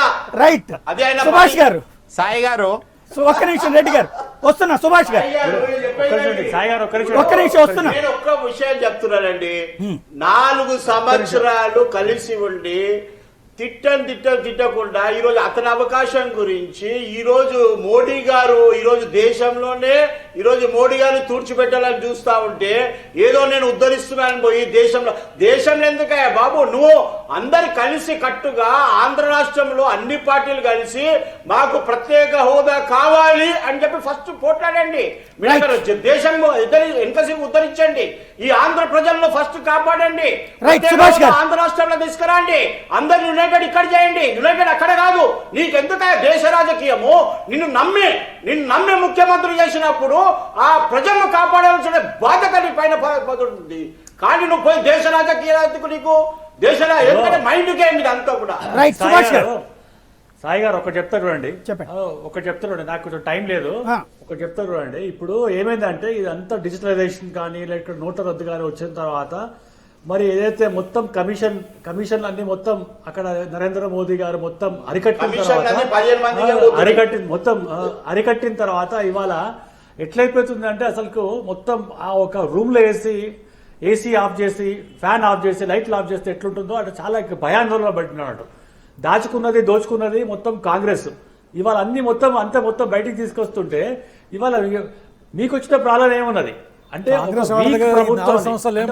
ప్రభుత్వాన్ని తీసుకురావాల్సిన ప్లాన్ ఏంటంటే ఇవాళ అందరితో కలుస్తున్నాడు. ఇవాళ మొత్తం అందరూ కలిసి ఏంటంటే అక్కడ కనుక ఒక వీక్ ప్రభుత్వాన్ని పెడితే ఇక్కడ ఈయన మొత్తం చేసేది మొత్తం చేయొచ్చు అని చెప్పి ఇటువంటి కుట్రలు ఇవన్నీ ఏంటంటే నరేంద్ర మోదీ దగ్గర సాగవు. నువ్వు ఏదైతే మొత్తం కంప్లీట్ గా నువ్వు ఏంటంటే అక్కడ అంటే మీరు అడిగిన ఏదైతే ప్యాకేజ్ కానివ్వండి లేకుంటే ఇంకేమైనా అడిగినవ్వండి నరేంద్ర మోదీ గారు ఏంటంటే అనుకున్న దానికన్నా ఎక్కువ ఇచ్చినారని చెప్పి చాలా సందర్భాల్లో చెప్పినారు. మీరు అసలు ఇచ్చిన ఫండ్స్ ఏంటంటే మొత్తం యూజ్ చేసుకోలేదు. అది మొత్తం తిప్పి పంపించిన ఘనత కూడా ఆంధ్రప్రదేశ్ ప్రభుత్వానికి ఉంది.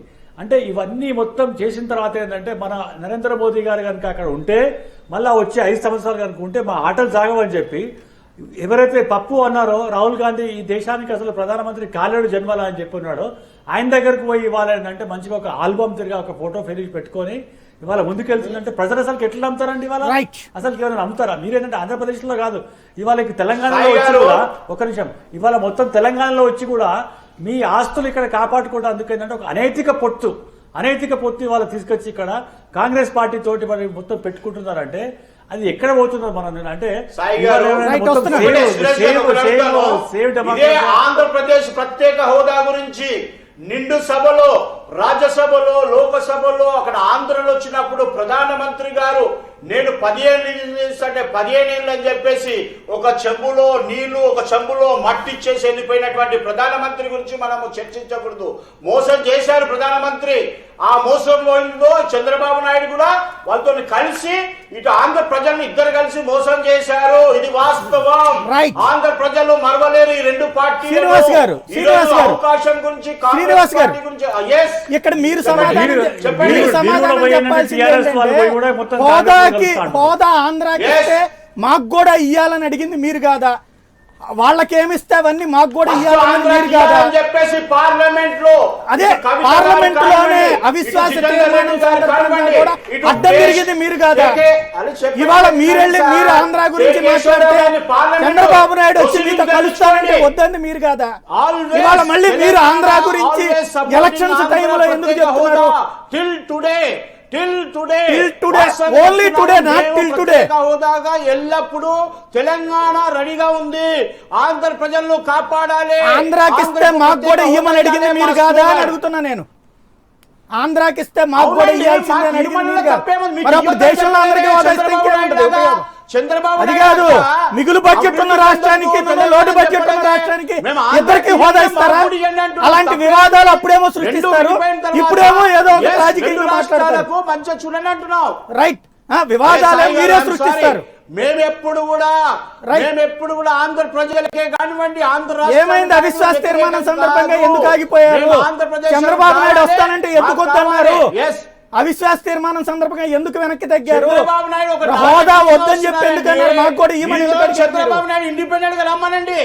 ఏ కాంగ్రెస్ పార్టీని తిట్టకుండా తిట్టాడో, ఏ కాంగ్రెస్ పార్టీని అవినీతి పరుడు అన్నాడో అదే కాంగ్రెస్ పార్టీ జుట్టు పట్టుకొని వస్తున్నాడంటే ఆ కాంగ్రెస్ పార్టీ నుంచి ఏ విధంగా అతనికి నిజంగా చెప్పాలంటే ముఖం చూపించుకోవడానికి కూడా లేదు ప్రజలలో. ఈరోజు తెలుగుదేశం పార్టీ వాళ్ళే కానివ్వండి కాంగ్రెస్ పార్టీయే కానివ్వండి ప్రజలు అసహించుకుంటున్నారు. రెండు పార్టీల కార్యకర్తలే కానివ్వండి ప్రజలు అసహించుకుంటున్నారు చంద్రబాబు నాయుడు గారు చేసినటువంటి పనికి.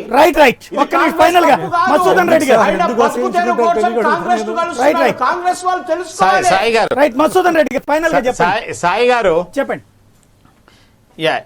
ఫైనల్ గా అంటే ఇప్పుడు బేసికల్ గా చంద్రబాబు నాయుడు గారు ఏదైతే జాతీయ రాజకీయాల్లో చక్రం తిప్పాలని ఎప్పుడైతే ఇప్పుడు ఆయన జాతీయ కూటమి అనేది ఒకటి ప్లాన్ చేస్తూ వివిధ రాష్ట్రాల నాయకుల్ని ఏవైతే కలుస్తున్నారో అది ఖచ్చితంగా ఒక కొత్త నాటకంగానే చూడాలి. ఎందుకంటే ఇక్కడ వచ్చేసి ఆయన అవుట్డేటెడ్ పొలిటీషియన్ అండ్ ఆయనకి పూర్తిగా ఇక్కడ ఏదైతే ఆంధ్రప్రదేశ్లో పూర్తిగా ఆయన ఏదైతే గ్రాఫ్ పూర్తిగా పడిపోయింది. భవిష్యత్తులో 2019లో ఎట్టి పరిస్థితుల్లో కూడా టీడీపీ వచ్చే పరిస్థితులు లేదు, అధికారంలోకి వచ్చే పరిస్థితి లేదని ఆయన కరాఖండిగా తెలిసిపోయింది. కాబట్టి ఏదో ఒక కొత్త నాటకంతో దేశ రాజకీయాల్లో మళ్ళీ అందరితో కలిసి అక్కడ ఏదో నాకుంది పెద్ద పలుకుబడి అని చెప్పి చూపించుకునే ఒక ప్రయత్నం తప్పితే మరొకటి కాదు. ఖచ్చితంగా ఆయన ఎవరు విశ్వసించరు. ఆయనకున్న స్వభావం కావచ్చు, ఆయన నిజస్వరూపము, ఆయన కుట్రలు కుతంత్రాలు అన్నీ కూడా దేశ రాజకీయాల్లో తలపండిన వాళ్ళకందరికీ తెలుసు. ఇది కేవలము ఏదో ఒక ప్రయత్నం తప్పితే ఆ ప్రయత్నం వల్ల టీడీపీకి ఒరిగేదంటూ ఏమీ లేదు. అంటే ఓన్లీ తేడా ఏంటంటే గతంలో బీజేపీ నాయకులకు వెళ్ళి శాల్వాలు, తిరుపతి లడ్డు, వంగి దండగాలు పెడుతున్నారు. ఇప్పుడు బీజేపీ ఏతర నాయకులకు శాల్వాలు కప్పుతూ తిరుపతి లడ్డు ఇస్తూ వంగి దండాలు పెట్టడం తప్పితే ఇంకొక పెద్ద తేడా ఏమీ లేదు. దానివల్ల ఏమీ ఒరిగేది లేదు. దేశంలో కాదు, ప్రపంచంలో ఉన్న తెలుగువాడు కావచ్చు, దేశంలో ఉన్న ఏ ప్రాంత వ్యక్తి కూడా చంద్రబాబు నాయుడుని నమ్మే ప్రసక్తి ఉండదు. ఆయన దేశ రాజకీయాల్లో మాట్లాడకూడదండి. అవినైతికల గురించి కూడా వాళ్ళు మాట్లాడకూడదు. అన్ని రాజకీయ పార్టీలు పివి నరసింహరావు గారు ప్రధానమంత్రిగా ఉన్నప్పుడు, తక్కువ ఉన్నప్పుడు ఇదే బీజేపీ పార్టీ పరోక్షంగా సపోర్ట్ చేసేసి పివి నరసింహరావు నిలబెట్టింది. కాబట్టి రాజకీయ పార్టీల నుండి ఆనాటి అవసరాలకు అనుకూలంగా వాళ్ళు ఎత్తుగడలు వేసుకుంటారు. ఇవన్నీ రాజకీయ నాయకుల అనైతిక చర్యల గురించి మాట్లాడటం వృధా. రైట్, ఫైనల్గా ఇది అనైతికంగా ఉండి ఈ పొత్తు అనేది. ఇంకోటి ఏంటంటే సాయి గారు, ఒకటి రాష్ట్రంలో ఉన్న ఇప్పుడు మనకున్న ఇబ్బందుల్ని వాటి గురించి కాన్సన్ట్రేట్ చేసి డబ్బులు ఎలా తెచ్చుకోవాలి, అభివృద్ధి ఎలా చేసుకోవాలి అనేది విషయం పక్కన పెట్టి కేవలం ఏంటంటే డీవియేట్ చేస్తూ ఈయన ఉనికిని చాటుకోవడానికి ఏదో ఒక ప్రయత్నం చేస్తున్నారు. కానీ ఒకటైతే తెచ్చేవండి, వీళ్ళు ఈ టీడీపీ వల్ల కాంగ్రెస్కి వచ్చే అధికారాన్ని తెలంగాణలో పోగొట్టుకున్నారు. ఇక్కడ కనీసం కాంగ్రెస్కి లాస్ట్ టైము ఆ 2-3% ఏదైతే సపోర్ట్ అయితే ఉందో, ఇదే టీడీపీ వల్ల వాళ్ళకున్న ఉనికిని మళ్ళీ ఇంకా పోగొట్టుకోబోతున్నారు అనేది మటుకు చాలా ఫైనల్గా కరీముల్లా ఏం లేదు సార్, నాకు తెలిసి ఎంతమంది నాయకులు టోటల్ ఓవరాల్గా ఇండియా వైడ్గా కలిసిన కానీ ముందు ముఖ్యంగా పేపర్ బ్యాలెట్ పెట్టాలి. పేపర్ బ్యాలెట్ పెడితే కరెక్ట్ రిజల్ట్ వస్తుంది. రైట్, అంటే మీరు గెలిచిన పంజాబ్లో కూడా మీరు అట్లాగే ఏమన్నా మ్యానిపులేట్ చేసుకుంది.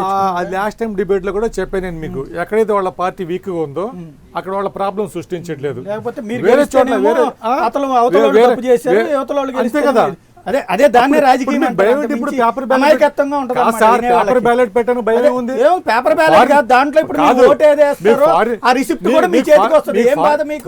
మళ్ళీ ఇంకో 4 రోజులు పేపర్ బ్యాలెట్ అయితే దొంగతనం ఎత్తుకెళ్ళి రిగ్గింగ్ చేసుకుంటారు. దానికి ట్యాంపరింగ్ బ్యాలెట్లు ఎత్తుకెళ్ళి రిగ్గింగ్ ప్రూఫ్ చేశారు కదా. మీ పార్టీ అంత ముందు రిగ్గింగ్ చేసుకున్న పార్టీనే కదా. దాంట్లో స్లిప్ ఇస్తే మీకేం బాధ? మళ్ళీ తీసుకెళ్లి మనం పాత రోజులకి ఫారిన్ కంట్రీస్ లో అడ్వాన్స్డ్ కంట్రీస్ బ్యాన్ చేసినాయి. ఈవీఎం మిషన్ అడ్వాన్స్డ్ ఇది తెచ్చింది మీరే బ్యాలెట్లు కూడా. మళ్ళీ ఇప్పుడు దీంట్లో సమస్య మీకే అవుతుంది.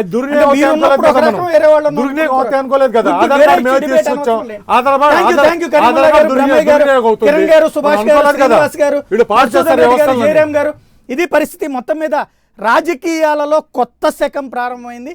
తొలిసారిగా కాంగ్రెస్ పార్టీ, తెలుగుదేశం పార్టీ దేశంలో ఏకమైంది. కాంగ్రెస్కి వ్యతిరేకంగా పుట్టినటువంటి తెలుగుదేశం దేశంలో మోడీని సాగనంపడం కోసం తమ ప్రయత్నం అని చెప్తోంది. మరి దీన్ని ప్రజలు విశ్వసిస్తారా లేదా అన్నటువంటిది కాలమే నిర్ణయించాల్సి ఉంది. ఇదే అంశానికి సంబంధించి చర్చ. తాజా అప్డేట్తో సరికొత్త బిల్డింగ్ మరి కాసేపట్లో మేము ముందుంటుంది. చూస్తూనే ఉండండి AP24.